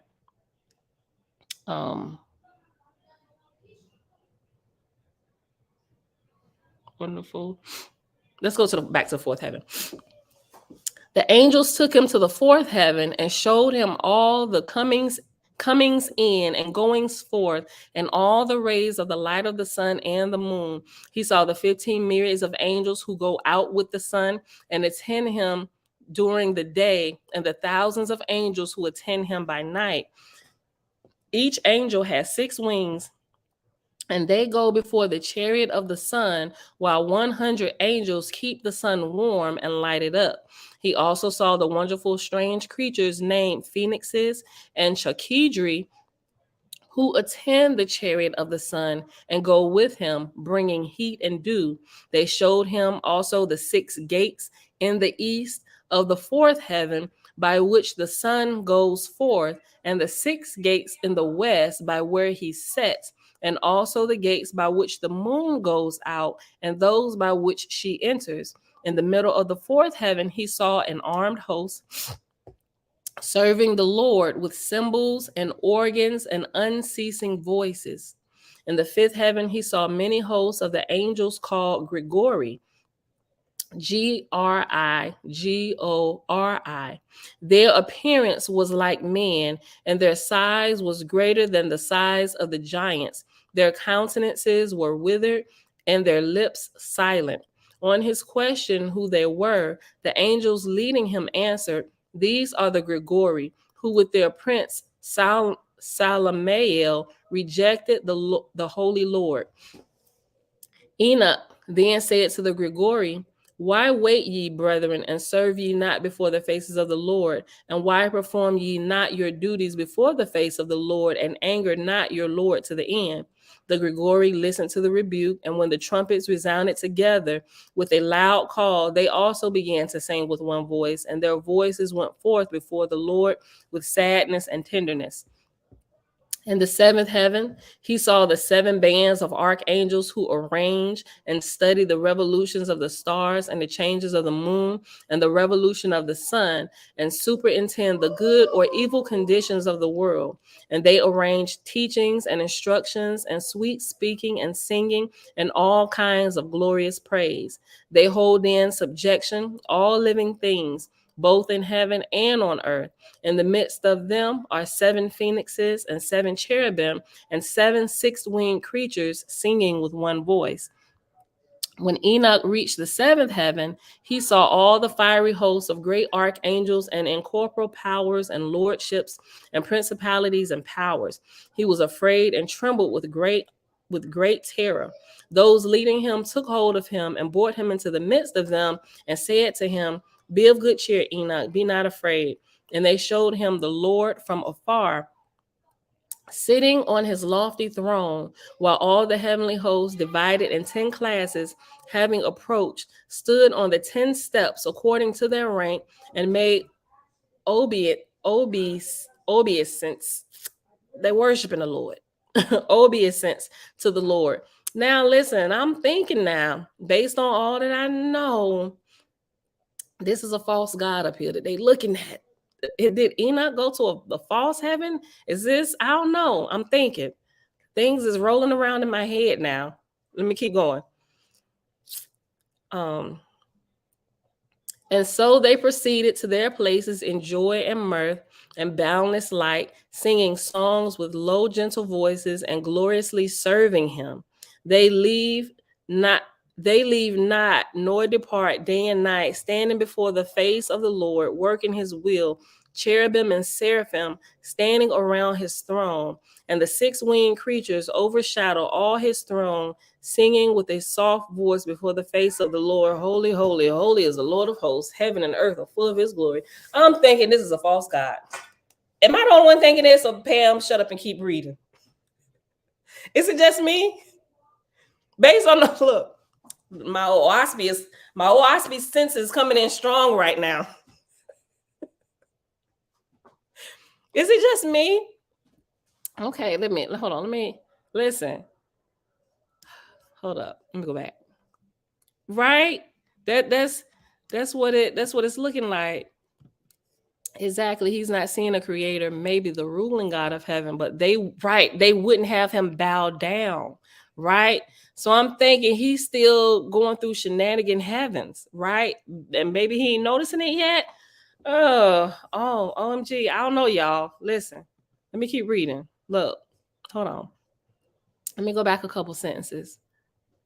Those leading him took hold of him and brought him into the midst of them and said to him, "Be of good cheer, Enoch, be not afraid." And they showed him the Lord from afar, sitting on his lofty throne, while all the heavenly hosts, divided in 10 classes, having approached, stood on the 10 steps according to their rank and made obeisance to the Lord. And so they proceeded to their places in joy and mirth and boundless light, singing songs with low angelic voices and gloriously serving him. They leave not nor depart day and night, standing before the face of the Lord, working his will, cherubim and seraphim standing around his throne. And the six-winged creatures overshadow all his throne, singing with a soft voice before the face of the Lord, Holy, holy, holy is the Lord of hosts. Heaven and earth are full of his glory. Yeah. Okay, not just me. He saw the Lord God and his slaves. Exactly. Yeah, that's this is what Enoch is seeing. OMG. Listen. When he had seen all these, hold on. When he had seen all these, the angels leading him said to him, Enoch, up to this time we are ordered to accompany thee. They departed, and he saw no more. Enoch remained in the extremity of the seventh heaven in great terror, saying to himself, woe is me, what has come upon me? But then Gabriel came and said unto him, Enoch, be not afraid. Stand up and come with me, and stand up before the face of the Lord forever.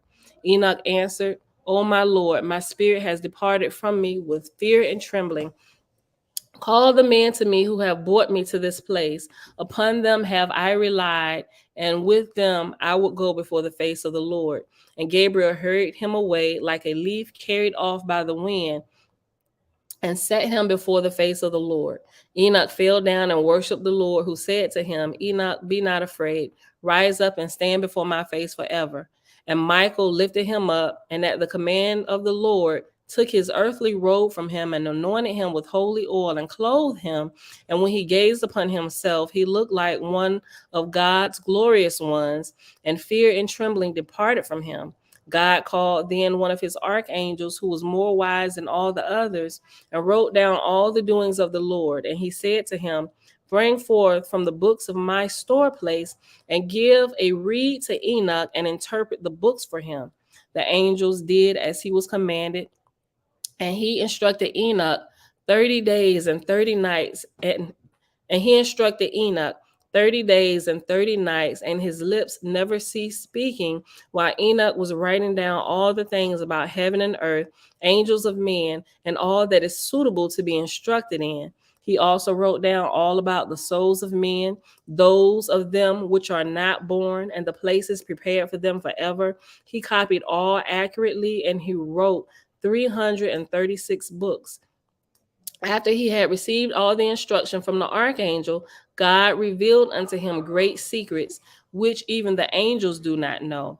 He told him how, out of the lowest darkness, the visible and the invisible were created, how he formed heaven, light, water, and earth, and also the fall of Satan, the fall of Satan and the creation and sin of Adam. He narrated to him, and further revealed to him that the duration of the world will be 7,000 years, and the eighth millennium will be a time when there is no computation, no end, neither years, nor months, nor weeks, nor days, nor hours.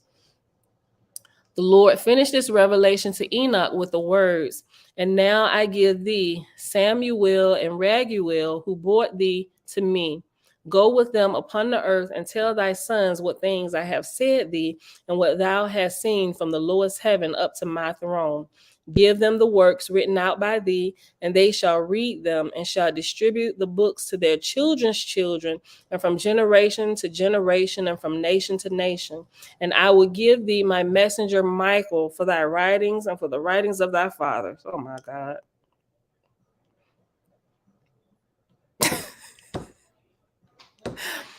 My messenger Mike, hold on. I'm getting a little bummed right now. And I'm reading reading through this time with all the stuff that I've learned in this last couple years. Actually, since the time I read it first, I'm seeing this completely different right now. Hold on. Look. Say loud. What's going on, fam? Okay. Okay. Let me go back. The Lord finished this revelation to Enoch with the words, and now I give thee Samuel and Raguel, who brought thee to me. Go with them upon the earth, and tell thy sons what things I have said to thee, and what thou hast seen from the lowest heaven up to my throne. Give them the works written out by thee, and they shall read them and shall distribute the books to their children's children, and from generation to generation, and from nation to nation. And I will give thee my messenger Michael for thy writings and for the writings of thy fathers, Adam, Seth, Enosh, Kenan, Mahalalel, and Jared, thy father. And I shall not inquire them, and I shall not require them till the last age, for I have instructed my two angels, Aruk and Maruk, whom I have put on the earth as their guardians, and I have ordered them in time to guard them, that the account of what I shall do in thy family may not be lost in the deluge to come. For on account of the wickedness and iniquity of men, I will bring a deluge upon the earth, and I will destroy all. But I will leave a righteous man of thy race with his house, who shall act accordingly to my will. From their seed will be raised up a numerous generation, and on the extinction of that family, I will show them the books of thy writings and of thy father, and the guardians of them on the earth will show them to the men who are true and please me. And they shall tell another generation, and they, having read them, shall be glorified at last. Excuse me, more than before. I don't know, y'all. I'm thinking this is a false God talking to Enoch. I told you my waspy sense is kicking in overtime right now. Enoch was then sent to the earth to remain there 30 days to instruct his sons. But before he left heaven, God sent an angel to him whose appearance was like snow and his hands were like ice. Enoch looked at him and his face was chilled, that men might be able to endure. Hold on. Yeah. Enoch looked at him, and his face was chilled, that men might be able to endure the sight of him. The angels who took him to heaven put him upon his bed in the place where his son Methuselah was expecting him by day and by night. Enoch assembled his sons and all his household and instructed them faithfully about all the things he had seen, heard, and written down. And he gave his books to his sons to keep them and read them, admonishing them not to conceal the books, but tell them to all desiring to know. When the 30 days had been completed, the Lord sent darkness down upon the earth, and there was gloom, and it hid the men standing with Enoch. And the angels hastened and took Enoch and carried him to the highest heaven, where the Lord received him and set him before his face. And the darkness departed from the earth, and there was light. And the people saw and did not understand how Enoch was taken, and they glorified God. Enoch was born on the 6th day of the month of Siwan, and he was taken to heaven in the same month. Siwan on the same day and in the same hour when he was born. And Methuselah hastened to all his brethren, the sons of Enoch, and built an altar in a place called Akutsan, whence Enoch was taken up to heaven. The elders and all the people came to the festivity and brought their gifts to the sons of Enoch and made a great festivity, rejoicing and being merry for 3 days, praising God who had given such a sign by means of Enoch, who had favor with them. The translation of Enoch, and this is, I think this is the last, this is the last little portion right here. All right. The sinfulness of men was the reason why Enoch was translated to heaven. Thus Enoch himself told Rabbi Ishmael, when the generation of the deluge transgressed and spoke to God, saying, depart from us, for we do not desire to know thy ways. Enoch was carried to heaven to serve there as a witness that God was not a cruel God in spite of the destruction decreed upon all living beings. When Enoch, under the guidance of the angel Anipael, was carried from earth to heaven, the holy beings, the Ophanim, the seraphim, the cherubim, all those who move the throne of God, and the ministering spirits whose substance is of consuming fire, they all, at a distance of 650,300,000 parasangs, noticed the presence of a human being, and they exclaimed, whence the odor of one born of a woman? How comes he into the highest heaven of fire coruscating angels? But God replied, O my servants and hosts, ye my cherubim, Ophanim, and Seraphim. Let this not be an offense unto you, for all of the children of men denied me and my mighty power, and they paid homage to the idols, so that I transferred the Shekinah from earth to heaven. But this man Enoch is the elect of men. He has more faith, justice, and righteousness than all the rest, and he is the only reward I have derived from the terrestrial world. I don't know. See, because like the truth, right? Look, I'm thinking about this. I'm thinking, could this be true God? But then I'm thinking, as they was bringing them up and those bowing down, worshiping them, I believe even true God who sits on the throne of earth, nobody, like as you get higher, they're not like worshiping him. They keep the proper understanding that creator, like we only like worship creator, right? But we're not bowing down to the God on the throne. But I'm still thinking this is like a false God, right? Hold on. Cosmine Cal, what's going on, fam? Jamia said, I don't think it was the creator. Remember, the false powers pretend to be who they are not, right? She was responding to Abba Girl. Abba Girl said, but why would the creator give Enoch info about the secrets of heaven? Mankind is evil already with the little info they have from the fall, and it's not adding up. See, yeah, I'm agreeing with Jamil right here, because as we're going through it this time, I'm like, this cannot be true God, so it could be. It's looking like, even though Enoch got secrets, look, I don't want to blaspheme the real Enoch, right? Because he my dude. Listen, they were listen, because remember, the ones that made it with the sons of men or the daughters of men, they were giving them secrets, high heavenly secrets. But then we saw up in here that creator say, listen, y'all came down here and made it with the daughters of men, and you didn't even finish school up here. You gave them enough information to get you and them in trouble, right? And the earth is a mess. So I think there was a little bit of a true creator coming through, where it said you didn't. I'm just summing up, like I said, you didn't finish school. You only learned enough to get yourself in trouble. You took what you learned and you went down there and you're wreaking havoc on the earth, right? And so it's looking like a mix here to me, based on what I know. I think that may have been words from true God or true creator speaking through true God with that portion right there. But everything else surrounding Enoch, it's seeming now that's coming from false God's throne, y'all. Like, I can't get past it. First time, shalom. A similitude is probably a similitude, Fritz. We'll see. Okay, let me go back. Let me finish reading this. Okay. Dang, we're at 2 hours. I did not think we're gonna be here that long day, but we gotta. Y'all said keep on going, so we almost done. So this is the last portion about Enoch. We in I left the link up. Y'all got to go all the way back up to the beginning. The link to the Legends of the Jews, this portion about Enoch, which is kind of cool, because what we read in the Holy Megillah that Jamil told us about, it lined up a lot. Okay.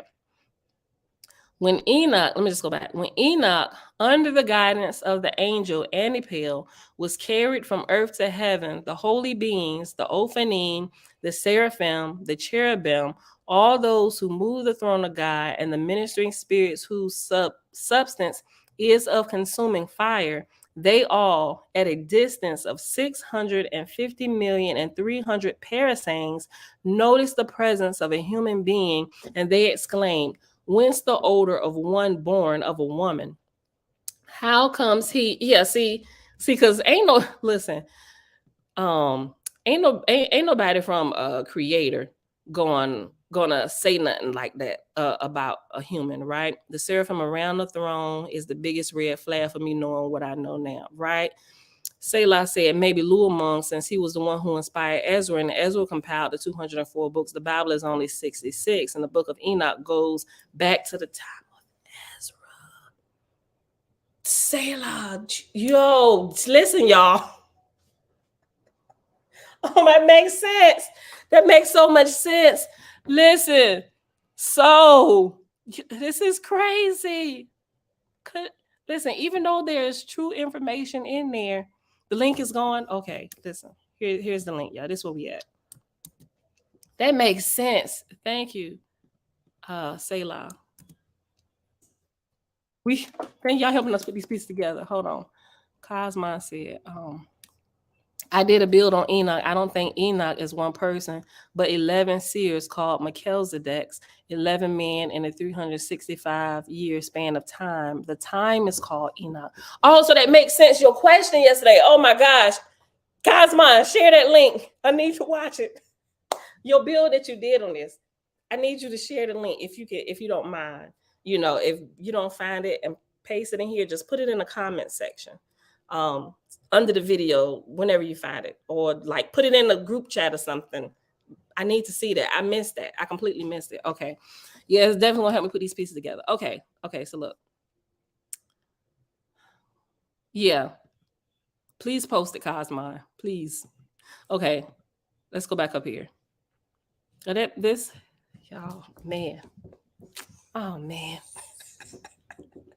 Look, this is shaking me down in the depths of my shana right now, and all that I believed about Enoch. Oh man. Listen, okay. We're getting it together, y'all. All right, hold on. Whence the odor of one born of a woman? How comes he into the highest heaven of the fire coruscating angels? But God replied, O my servants and hosts, ye my cherubim, Ophanim, and seraphim, let this not be an offense to you. For all the children of men denied me and my mighty dominion, and they paid homage to the idols, so that I transferred the Shekinah from earth to heaven. But this man, Enoch, is the elect of men. He has more faith, justice, and righteousness than all the rest, and he is the only reward I have derived from the terrestrial world. Before Enoch could be admitted to service near the divine throne, the gates of wisdom were open unto him, and the gates of understanding, of discernment, of life, peace, and the Shekinah, of strength and power, of might, loveliness, and grace, of humility and fear of sin, equipped by God with extraordinary wisdom, sagacity, judgment, knowledge, learning, compassionateness, love, kindness, grace, humility, strength, power, might, splendor, beauty, shapeliness, and all other excellent qualities beyond the endowment of any of the celestial beings. Enoch received, besides, many thousand blessings from God, and his height and his breadth became equal to the height and breadth of the world. And 36 wings were attached to his body, to the right and to the left, each as large as the world. And 365,000 eyes were bestowed upon him, each brilliant as the sun. Oh my, listen, what we just talking about this girl? Look, we was just talking about this girl who had did this thing to see the chariots, and now this whole eye, she couldn't get the passes to cast this demon out of her until she cried out to Creator. Listen to this. I believe I told y'all that story. I clearly, look, hold on. This crazy. Y'all got to go back and listen to this story about this girl who did this ritual to see the to see the chariots that moved the sun, Show you right, Selah. This is what that's looking like to me right now. Enoch went to go see Luamong. Oh my goodness. Look. Hold on. Enoch received, besides, many thousand blessings from God, and his height and his breadth became equal to the height and breadth of the world. And 36 wings were attached to his body, to the right and to the left, each as large as the world. And 365,000 eyes were bestowed upon him, each brilliant as the sun. A magnificent throne was erected for him beside the gates of the 7 celestial palaces. And a herald proclaimed throughout the heavens concerning him, who was henceforth to be called And a herald proclaimed throughout the heavens concerning him, who was henceforth to be called Metatron in the celestial regions. I have appointed my servant Metatron as prince and warrior over all the princes in my realm, with the exception of only of the 8 August and exalted princes that bear my name. Whatever angel has a request to prefer to me shall appear before Metatron, and what he will command at my bidding, ye must observe and do, for the Prince of Wisdom and the Prince of Understanding are at his service, and they will reveal unto him the sciences of the celestials and the terrestrials, and the knowledge of the present order of the world, and the knowledge of the future order of the world. Furthermore, I have made him the guardian of the treasures of the palaces in heaven, Arabat, and of the treasures of life that are in the highest heaven. Out of the love he bore Enoch, God arrayed him in a magnificent garment to which every kind of luminary in existence was attached, and a crown gleaming with 49 jewels, the splendor of which pierced to all parts of the seven heavens and to the four corners of the earth. In the presence of the heavenly family, he set this crown upon the head of Enoch and called him the Little Lord. It bears also the letters by means of which heaven and earth were created, and seas and rivers, mountains and valleys, planets and constellations, lightning and thunder, snow and hail, storm and whirlwind. These and also all things needed in the world and the mysteries of creation. Even the princes of the heavens, when they see Metatron, tremble before him and prostrate themselves. His magnificence and majesty, the splendor and beauty radiating from him overwhelmed them. Even the wicked Samael, the greatest of them, even Gabriel, the angel of fire, Bardiel, the angel of hail, Ruiel, the angel of wind, Barkiel, the angel of lightning, Zamiel, the angel of hurricane, Zachiel, the angel of the storm, Suiel, the angel of the earthquake, Zaphiel, the angel of the showers, Ramiel, the angel of thunder, Rashiel, the angel of the whirlwind, Shagiel, the angel of snow, Metriel, the angel of rain, Shamshiel, the angel of the day, Leliel, the angel of the night, Galgliel, the angel of the solar system, Ophaniel, the angel of the wheel of the moon, Kokabiel, the angel of the stars, and Ratiel, the angel of the constellations. But remember, like what we read over here today, now I'm like, all these ninjas, I'm now all this stuff, because it said even our weather was changed earlier when we were reading up earlier from Megillah, from the book of Noah over here, where it was talking about even the earth's weather and stuff had been changed because of Lucifer and all of this stuff. This is making a little bit more sense. When Enoch was transformed into Metatron, his body was turned into celestial fire. His flesh became flame, his veins fire, his bones glimmering coals, the light of his eyes heavenly brightness, his eyeballs torches of fire, his hair a flaring blaze, and all his limbs and organs burning sparks, and his frame a consuming fire. To the right of him sparkled flames of fire, to the left of him burnt torches of fire, and on all sides he was engirded by storm and whirlwind, hurricane and thundering. This used to seem so amazing to me before I read a Waspy. Oh my goodness. Now I'm just like, oh man. Hold on, the last part is Methuselah. I'm just looking to see if they had anything in there about Enoch. After the translation of Enoch, Methuselah was proclaimed ruler of the earth by all the kings, and he walked in the footsteps of his father, teaching truth, knowledge, and fear of God to the children of men all his life, and deviating from the paths of rectitude neither to the right nor the left. He delivered the world from thousands of demons, the posterity of Adam, which had begotten with Lilith, that she-devil of she-devils. Clearly, listen, that she-devil of she-devils, because over here in Megillah, Lilith was Lucifer's wife.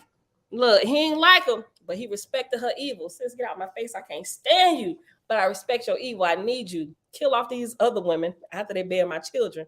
I don't like you, but I respect your evil, though. Take care of them. Look, that was funny.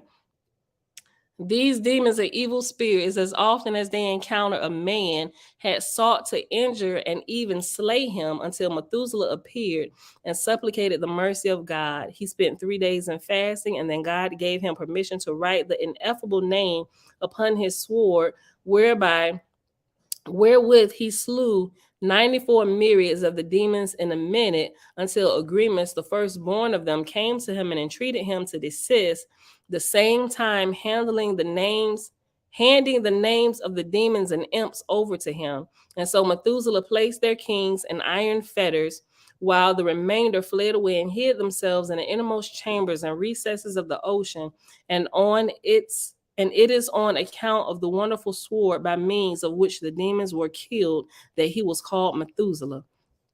He was so pious a man that he composed 230 parables in praise of God for every word he uttered. When he died, the people heard a great commotion in the heavens, and they saw 900 rows of mourners corresponding to the 900 colors of the Mishnah, which he had studied, and tears flowed from the eyes of the holy beings down upon the spot where he died. Seeing the grief of the celestials, the people of the earth also mourned over the demise of Methuselah, and God rewarded them thereafter. He added 7 days to the time of grace, which he had ordained before the bringing destruction upon the earth by a flood of waters. This is definitely false God. Y'all, I'm telling y'all, I believe it now. After all that I know now, okay. Selah said, Osiris said to come and dwell in heaven. Osiris said to come and dwell in heaven and see for oneself. Thothma said, how long shall a man sojourn in heaven in order to learn its wisdom? And Selah saying, I just showing the parallel with Thothma and Enoch as far as being taken up to heaven. Yeah, wow. This is crazy. It is. It's still good info. It's helping me to put some things in its proper perspective, right? Alicia, yeah, she said, huh? Sis, you must have just came in. You got to go all the way back to the beginning. Because all this stuff we kind of discussed at the beginning, and we bring in these pieces. And yeah, so now it looks like oh man, it feels like blasphemy even coming from my lips about the book of Enoch. Oh my God, it's been tampered with. Oh my goodness. All right, y'all. But this was good. All right, yeah. Keep reading. Time to differ the BS, right? We got to differentiate the BS from the truth. Oh man, listen. Anybody got the real book about Enoch out there? Like, listen, I feel some type of way right now. Listen, I love me some Enoch. Like, I studied the book of Enoch, but I'm glad though. I'm glad that I have this new information. Now I have to adjust based on the new information that I have. And clearly he was being guided by false gods, angels, based on the information that we see in here, right? Because this is definitely false god territory. And what he's showing them, I'm just like, oh my gosh. But coming from Christianity, from the Christian side of things, looking at it, I'm like, yo, Enoch is that dude. This is amazing. Do you know? Oh man, it's another playing upon our ignorance. Oh my goodness. But it's good though. Okay. But that's the link. Y'all can go back, read the whole thing. We pretty much read this whole page. This is the 10 generations. The stuff in here about Lilith, we read over that. But listen, all of the legends of the Jews is good. It's different from the antiquities of the Jews. Two completely different things, right? Legends of the Jews is what you need to get. This give like the all these little details and stuff, but the antiquity of the Jews was written by Josephus, like all those volumes and stuff, and it's going through like the different wars and all of that. But yeah, but this, and I'll remind y'all, this book right here, when you read the preface and the introduction of this book, the Legends of the Jews, this gentleman, what's his name? Louis Ginsburg. He actually, when he compiled this, was like 1909.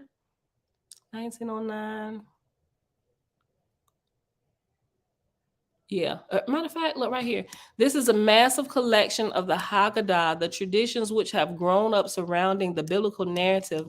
These stories and bits of layered detail are scattered throughout the Talmud and the Midrash and other sources, including oral. In the 19th century, Ginsburg undertook the task of arranging the Haggadah in chronological order, and this series of volumes was the result. So when you actually have the printed version or like the PDF of this, it gives a little bit more detail and tell you that a lot of these different stories were in different nations and stuff. He spent some time traveling, grabbing what they had, and all the stories that they had like similar that were similar to other nations. He got those and he compiled them, trying to just, just doing his, due diligence to just aligning the stories. He said, but there was a whole lot that the different nations had that other nations didn't have. So, but for this book, he put in the book all the like stories that they had, but there's so much other stuff that's not included. And he said this it's not even in this volume. But this volume, The Legends of the Jews, is just all the like stories of the many different nations and how they're telling and recounting this story to their nation of people. And he said there were like great similarities. It was really, really interesting. But I'm interested in all the stuff that they had that they didn't have, and what they had that they didn't have and they didn't have. Like, where's the rest of that stuff? It's probably a lot of stuff in Owaspy, some of the Holy Megillah, all of this stuff, right? So it's scattered, all this information scattered all over the world, but it's the truth we'll find. Some of the truth is mixed with error. Some documents we have is more truth than it has error, right? Which has probably been preserved mostly by the Nazarites, Nazarenes, those who are really walking in line with true creator. I would say Owaspy is one of them. It has proven to be true that the Holy Bible has more shenanigans in it from the false god and his kingdom and all of those things, but you won't be able to tell that until you start reading some of these other documents and these other books and historical accounts. And you just got to put the pieces together, which is why we're putting everything on the table. We're reading everything. Maybe not everything, but y'all get it. Some things we know that right off top, that's garbage, right? So Israelite Jewel, shalom, shalom. I'm trying to understand how Enoch was being guided by false angels when the same false angels try to use Enoch to ask God to forgive them, to let them back in heaven. Okay, so here's where I think here's where you need to understand about true creator, right? Not those that are pretending to be. Hold on. Wrong one. Abba girl was replying to him, the false gods often punish a subject, so it's not far-fetched that they ask Enoch to help them regain favor and be freed. Right. I agree with that. Because also, true creator, he's not responding to people the way some of the false gods and lords and lord gods is doing, right? Creator gives us free choice. Where is that? Even if they go astray, creator allows them to see their foolishness all the way to the end. I forget that section in Owaspy. We read it not so long ago. Let me see. Hold on. Did I put a sticky in here? Was it Ezra? I think it was Ezra. Was it? Shucks, we read it a couple weeks ago when we were. Hold on. No, not the Book of Judgment. Definitely it was Ezra. Hold on.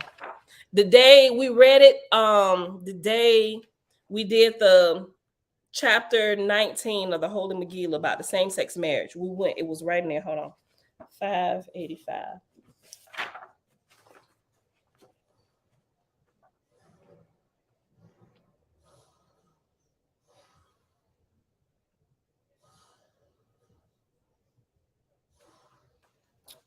Okay, because he's talking about the false gods. Hold on, I could have it wrong, y'all. I ain't got all my pages down and stuff in the watch, but definitely. Hold on.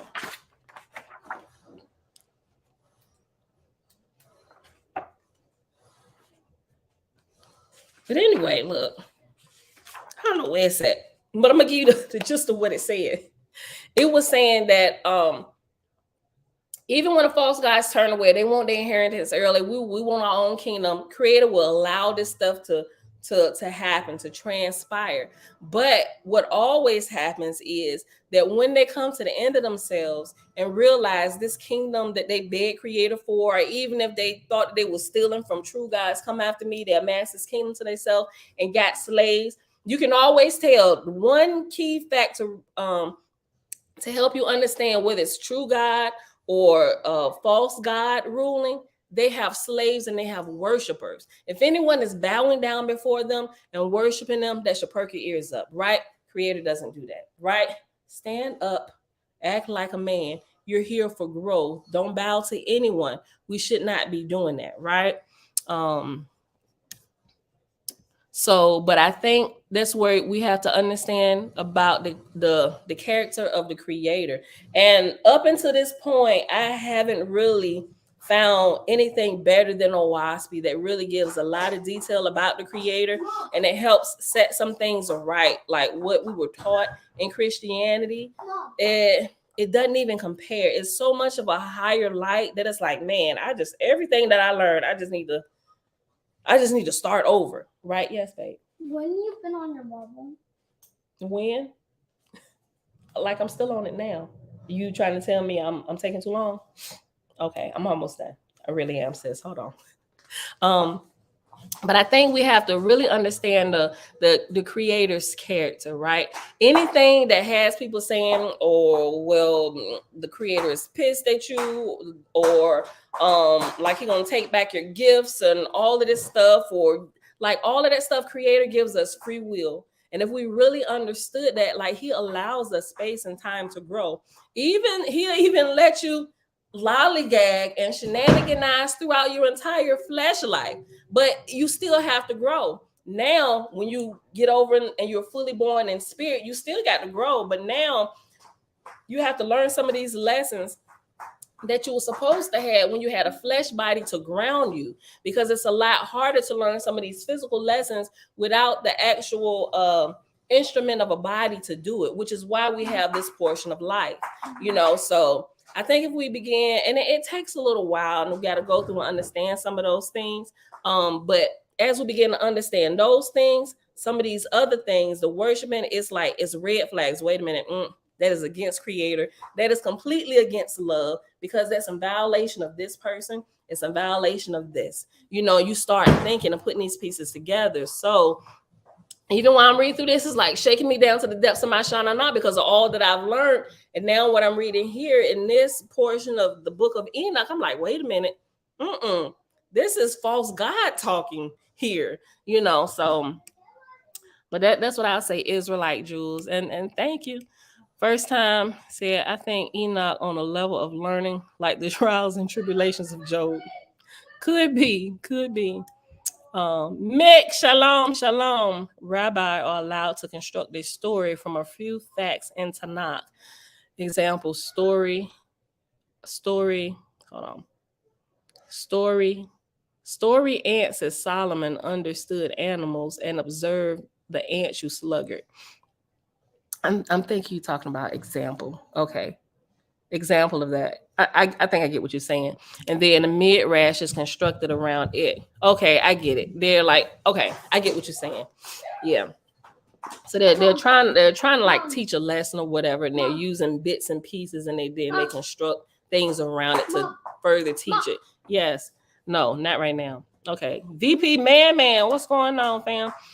If the Bible says not to accept, I know what, good question. We got another John Newbro,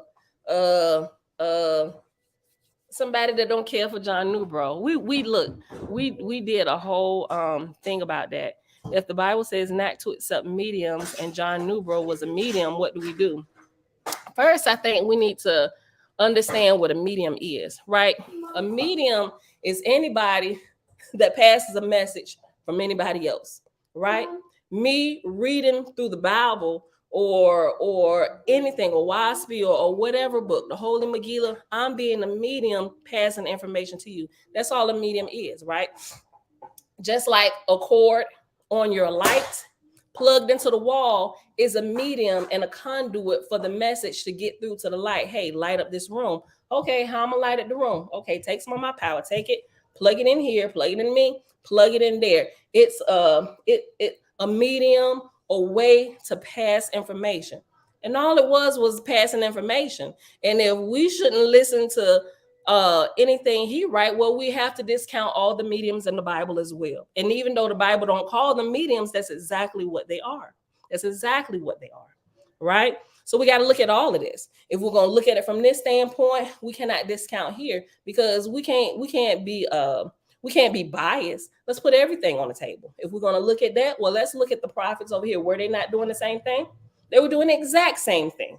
They're exactly the same thing, you know? So when we start talking about that, we really, is incumbent upon us that we now look at things truthfully and honestly and unbiasedly. Like if Bella came down here, my boys is making noise upstairs, Bella is going to be my medium. Go tell your brothers, I said, be quiet. Quit running through my house, or I'm going to come up there. She, as a medium, should they not believe her, right? And sometimes they don't. Bella, get out of here. And if they don't, I'm coming for them. Right? So whether we believe the medium or not, a lot of times the message that they bring is true, right? And just like the messages that they bring could be true, they could be untrue as well. But I don't even think the medium is the main point. The medium really doesn't have anything to do with the price of tea in China, meaning it has nothing to do. Like it had nothing to do with John Newbro. It's all about the information. What message was being passed from the medium, through the medium? That is the main point. We are to test the information, not the medium, right? So we have to look at it. Just like Christianity was changed, we'll call it true Christianity. True Christianity was changed from doing and living righteously unto the laws of Creator, loving our brothers as we love ourselves, we love Creator, right?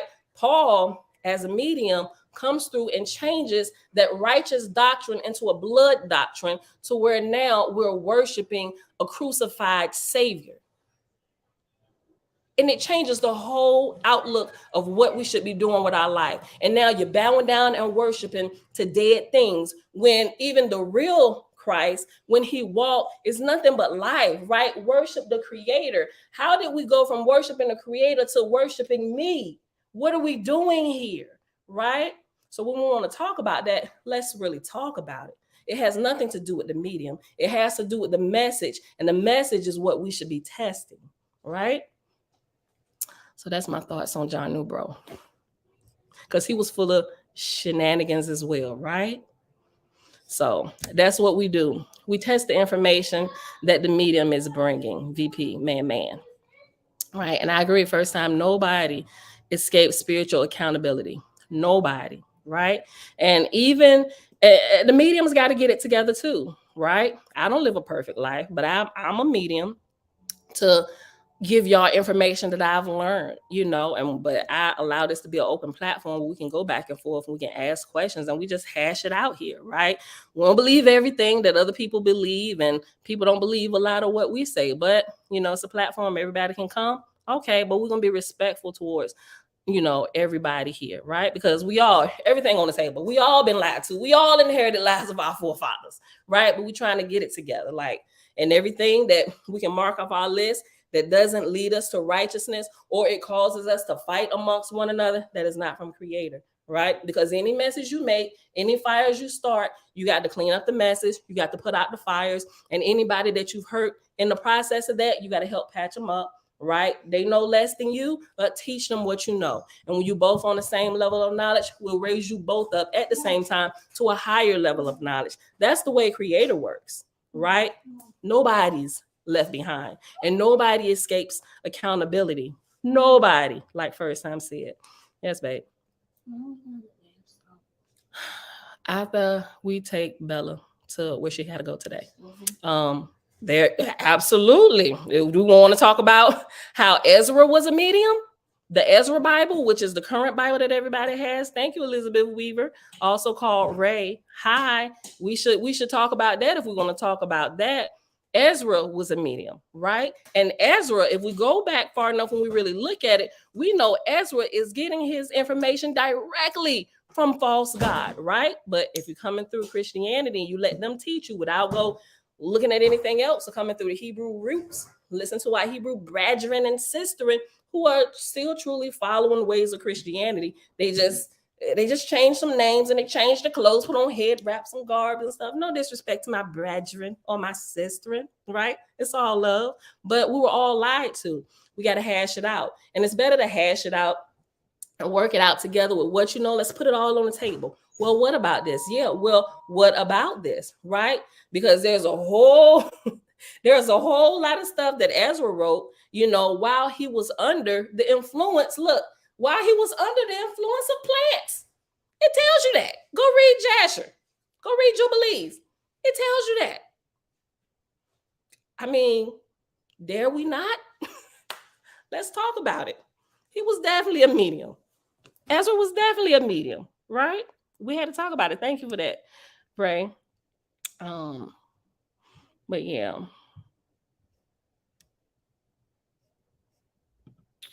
Thank you, Cosmo. Okay, that one with Enoch, Jehovah Chronicles number 14, started at 309. Let me write that down.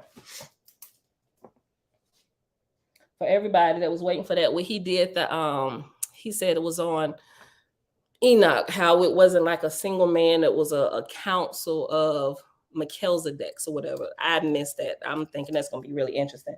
I would like to hear what he has to say. So you said number 14. Start at 309. And I'll reshare that. I'll reshare it on Facebook and YouTube in the community section and under this video too. I'll go find it and I'll post it for everybody if y'all don't find it. All right, y'all. So Israelite Jews is the secret book of John Yaldabaoth. In the secret book of John Yaldabaoth is the evil God in Genesis. I had never heard of that. You got a link? Share the link. But if we offer here, is there a link or where can we find it? It's called that, the secret book of John Yaldabaoth. I'm gonna write it down. I'm gonna look it up.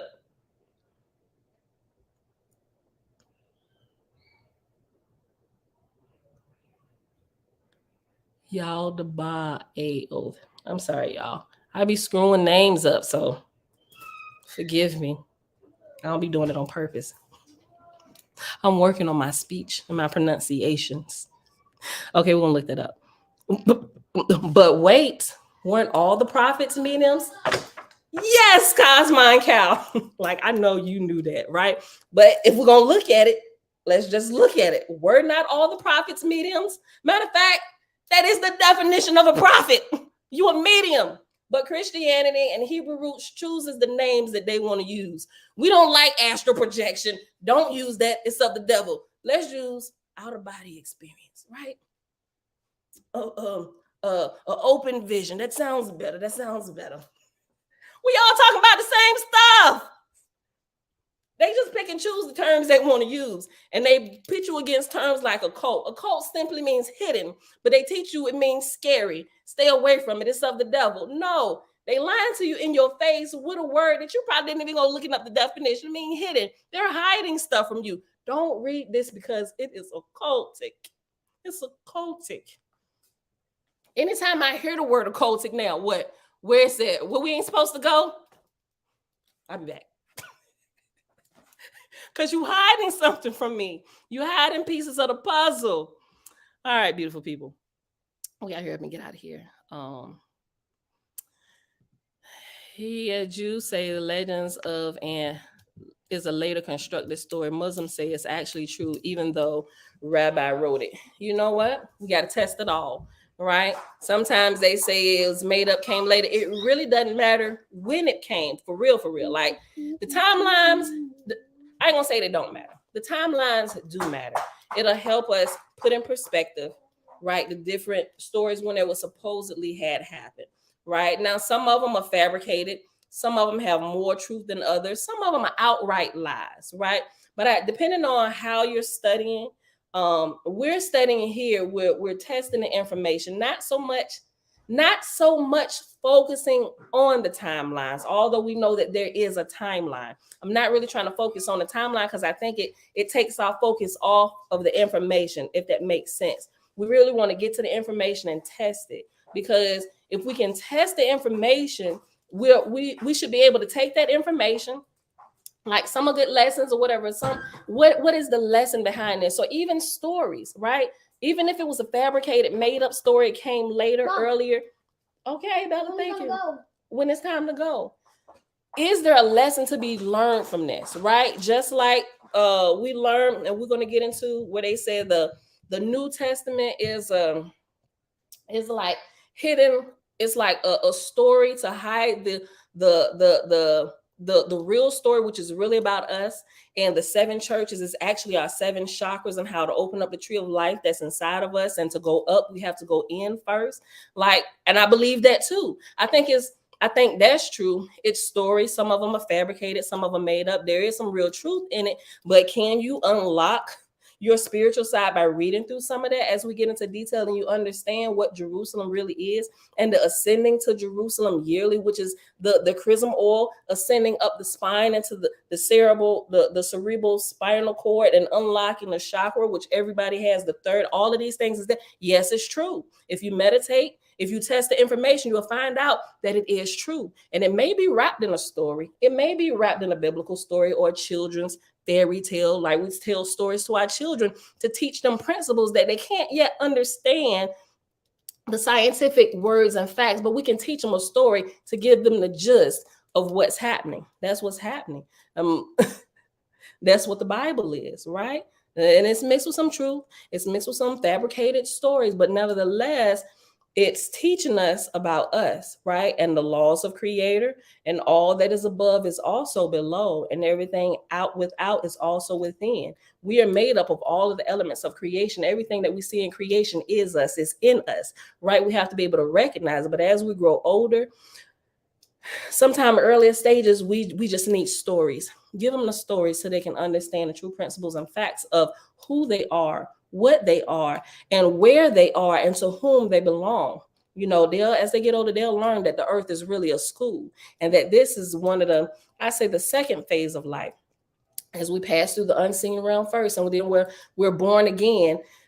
We're born multiple times. First from our Father, like we begin with the Father, then we manifest it in our Father through this process, right, of the elements and the fire on the inside of us, which create the seed that the spirit can inhabit. And now we're born again into the womb of the mother through the act of consummation of our father and mother, right? We're born again into her womb. And then when we grow there in that world, in that plateau, we are born again, and we're born into this phase of life. And we have to go through here. We got to learn it. We got to develop, not just physically, but spiritually. And when we come to the end of ourselves here, whether you're premature or you're fully grown, you're born again into the unseen world where you're fully born spirit. And you just keep going and growing, and we just continue to develop, right? So, I mean, is it all lies or is it all true? I say it's a good bit of both, right? But are there lies that we can't learn from? I think we can learn from everything, because I do think sometimes we need stories. I got to teach my babies different than what I can teach my older sons, right? So they need stories. I can give you facts. I think the world is full of this. Religion is full of the stories, and those who cling to the stories aren't ready for the growth in facts. They haven't developed their teeth to where we can look past the stories and see the truth that will cause us to grow exponentially spirit-wise. I'm just like, oh my goodness, put everything on the table. We need everything. I'll say I get super excited about this. Cosmon. So throw the Bible in the trash because it came through the medium. Ezra, boy, if I had a mic, I'd drop it. But I dropped my pen. Yes, so throw the Bible away too. Or whatever. Pull it back out the trash. Like, if we playing this game, pull it out the trash, put it in the trash. Pull it out the trash, put it in the trash. We got to quit fighting over the stories and learn how to see the truth. discernment, yes, all of this stuff. Enoch is still a dope boy. He's still that dude to me. He's still that dude. Right. Brian Joe, anybody that wrote a spiritual book is a medium, false or not. A good word, the middleman, right? I like that, right? In the light, people hide under their true intentions from the darkness within. Ooh, that's good. I posted a link above. Thank you. 3 hours and 9 minutes. Start at 3 hours and 9 minutes. Thanks, Cosmon. All right, beautiful people. That's it. We got to go ahead and hurry up and get out of here. I'm past my time. Israel was smoking weed and sipping Molly water. I kind of agree with that now. With all that I know, I would say Ezra is not, although he's Israel, he's not like true Israel, because there's even two Israels, those that follow true light of creator and those that are on the outside that think they are but have been deceived. Oh man, it's crazy. You only need to put a thin veil of deception over truth. We have found that to be true. Right. All right, beautiful people. Look, this is it. I could go through here. It's a bunch of comments and stuff. So why was Lucifer and Azazel? Hold on, I'm reading it wrong. So why was Lucifer and Azazel was cast down into the lower hills? Because they didn't bow down to Adam.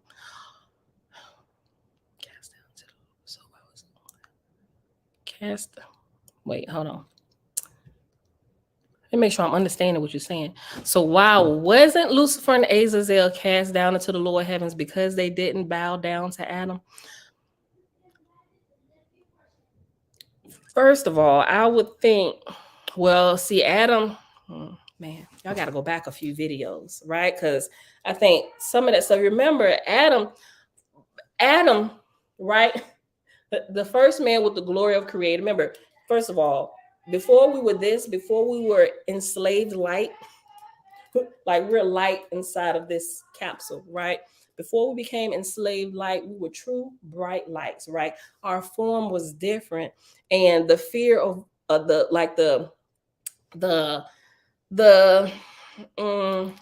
can I say it? The fear of creator, us looking like our creator, pure bright light,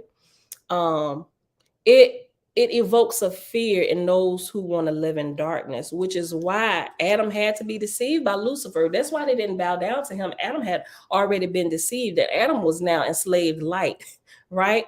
From my understanding, to answer your question, even while going through the Holy Megillah, and as they began to slaughter and eat animals, you become more dense, right? The light is covered up and you have a dense body, and now they can approach you. And so instead of the darkness bowing down to the light has become subservient to the darkness. Now we're enslaved light. How does the light become enslaved? We're trying to break free. We're here to set all the captives free. Turn the lights on. Turn the lights on. Look, y'all. You hear Bella walking in the heels in the background. Tifa, this girl, all her shoes that can make a sound, she gonna be some kind of fashionista or something. The girl changed her clothes like 5 times a day. Now I would say that's an exaggeration, but she literally changes her clothes 5 times a day.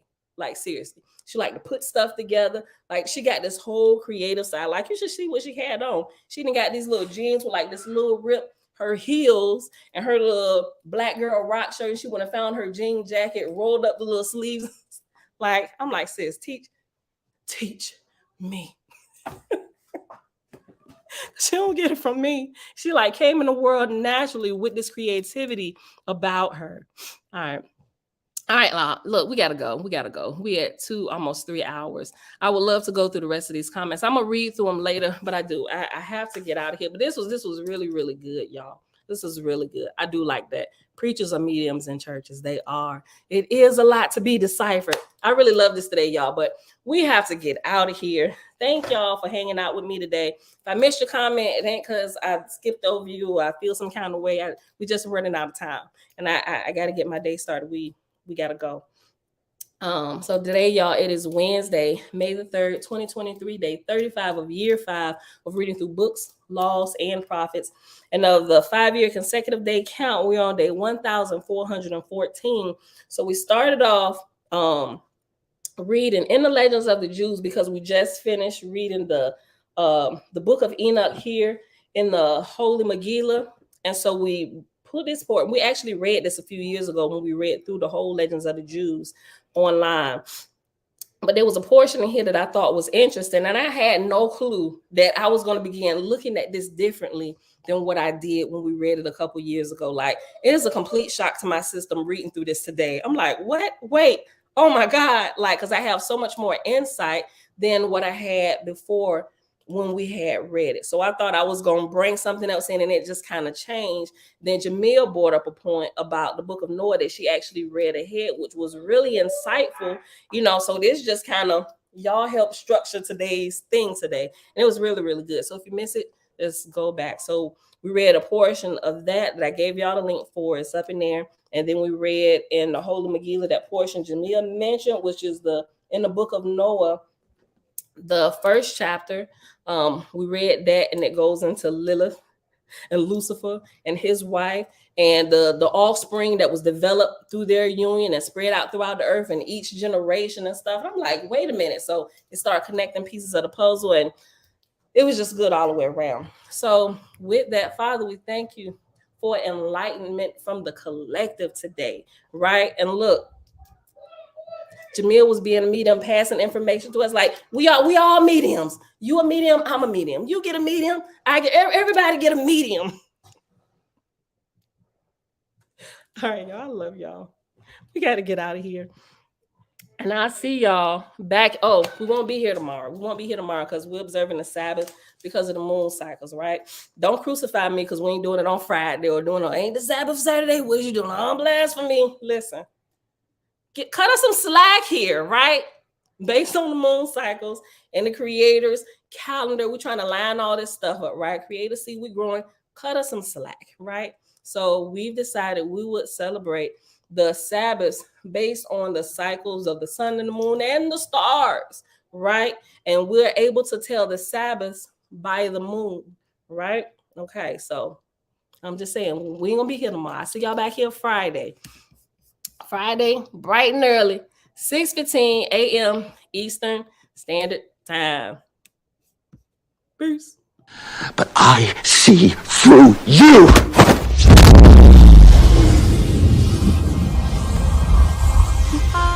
I'm from outer space. I got Milky Way for blood, evolution in my veins. I'm gold, I've been far away. I'm illuminated now, making What did you just do to me? I pushed your astral form out of your physical form. What's in that tea? Psilocybin? LSD? It's just tea. With a little honey. What just happened? For a moment, you entered the astral dimension. What? A place where the soul exists apart from the body. Why are you doing this to me? To show you just how much you don't know. Open your eyes. Been dreaming about flying for a long time. I had a vision from the birds, they want a cosign. What's happening? This isn't real, this isn't real, this isn't real, this is... Dreaming about flying for a long time. I had a vision from the birds, they want a cosign. His heart rate is getting dangerously high.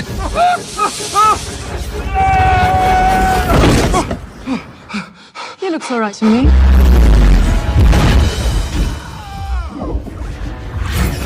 You think that this peculiar universe is all there is? I don't need gravity, I don't need What mysteries lie beyond the reach of your senses? Existence, mind and matter meet. Thoughts shape reality. I don't need gravity, I just need gold.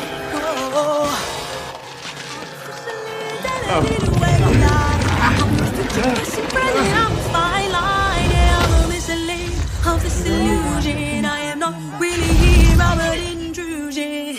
I don't swim or sink, I just float. Some benevolent and life-giving, filled with malice and hunger. Dark places where powers older than time and waiting.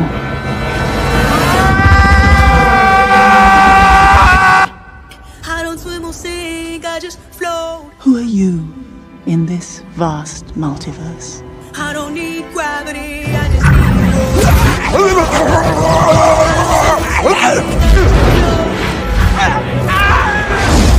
don't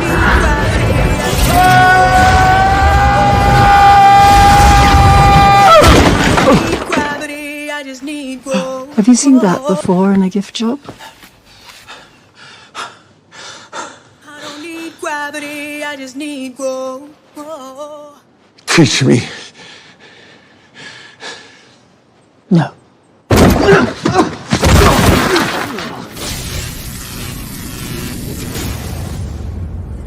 It's an earthquake rumble. I won't ever ever fall, never stumble. And I don't need to be humble. Break down walls like Jericho crumble.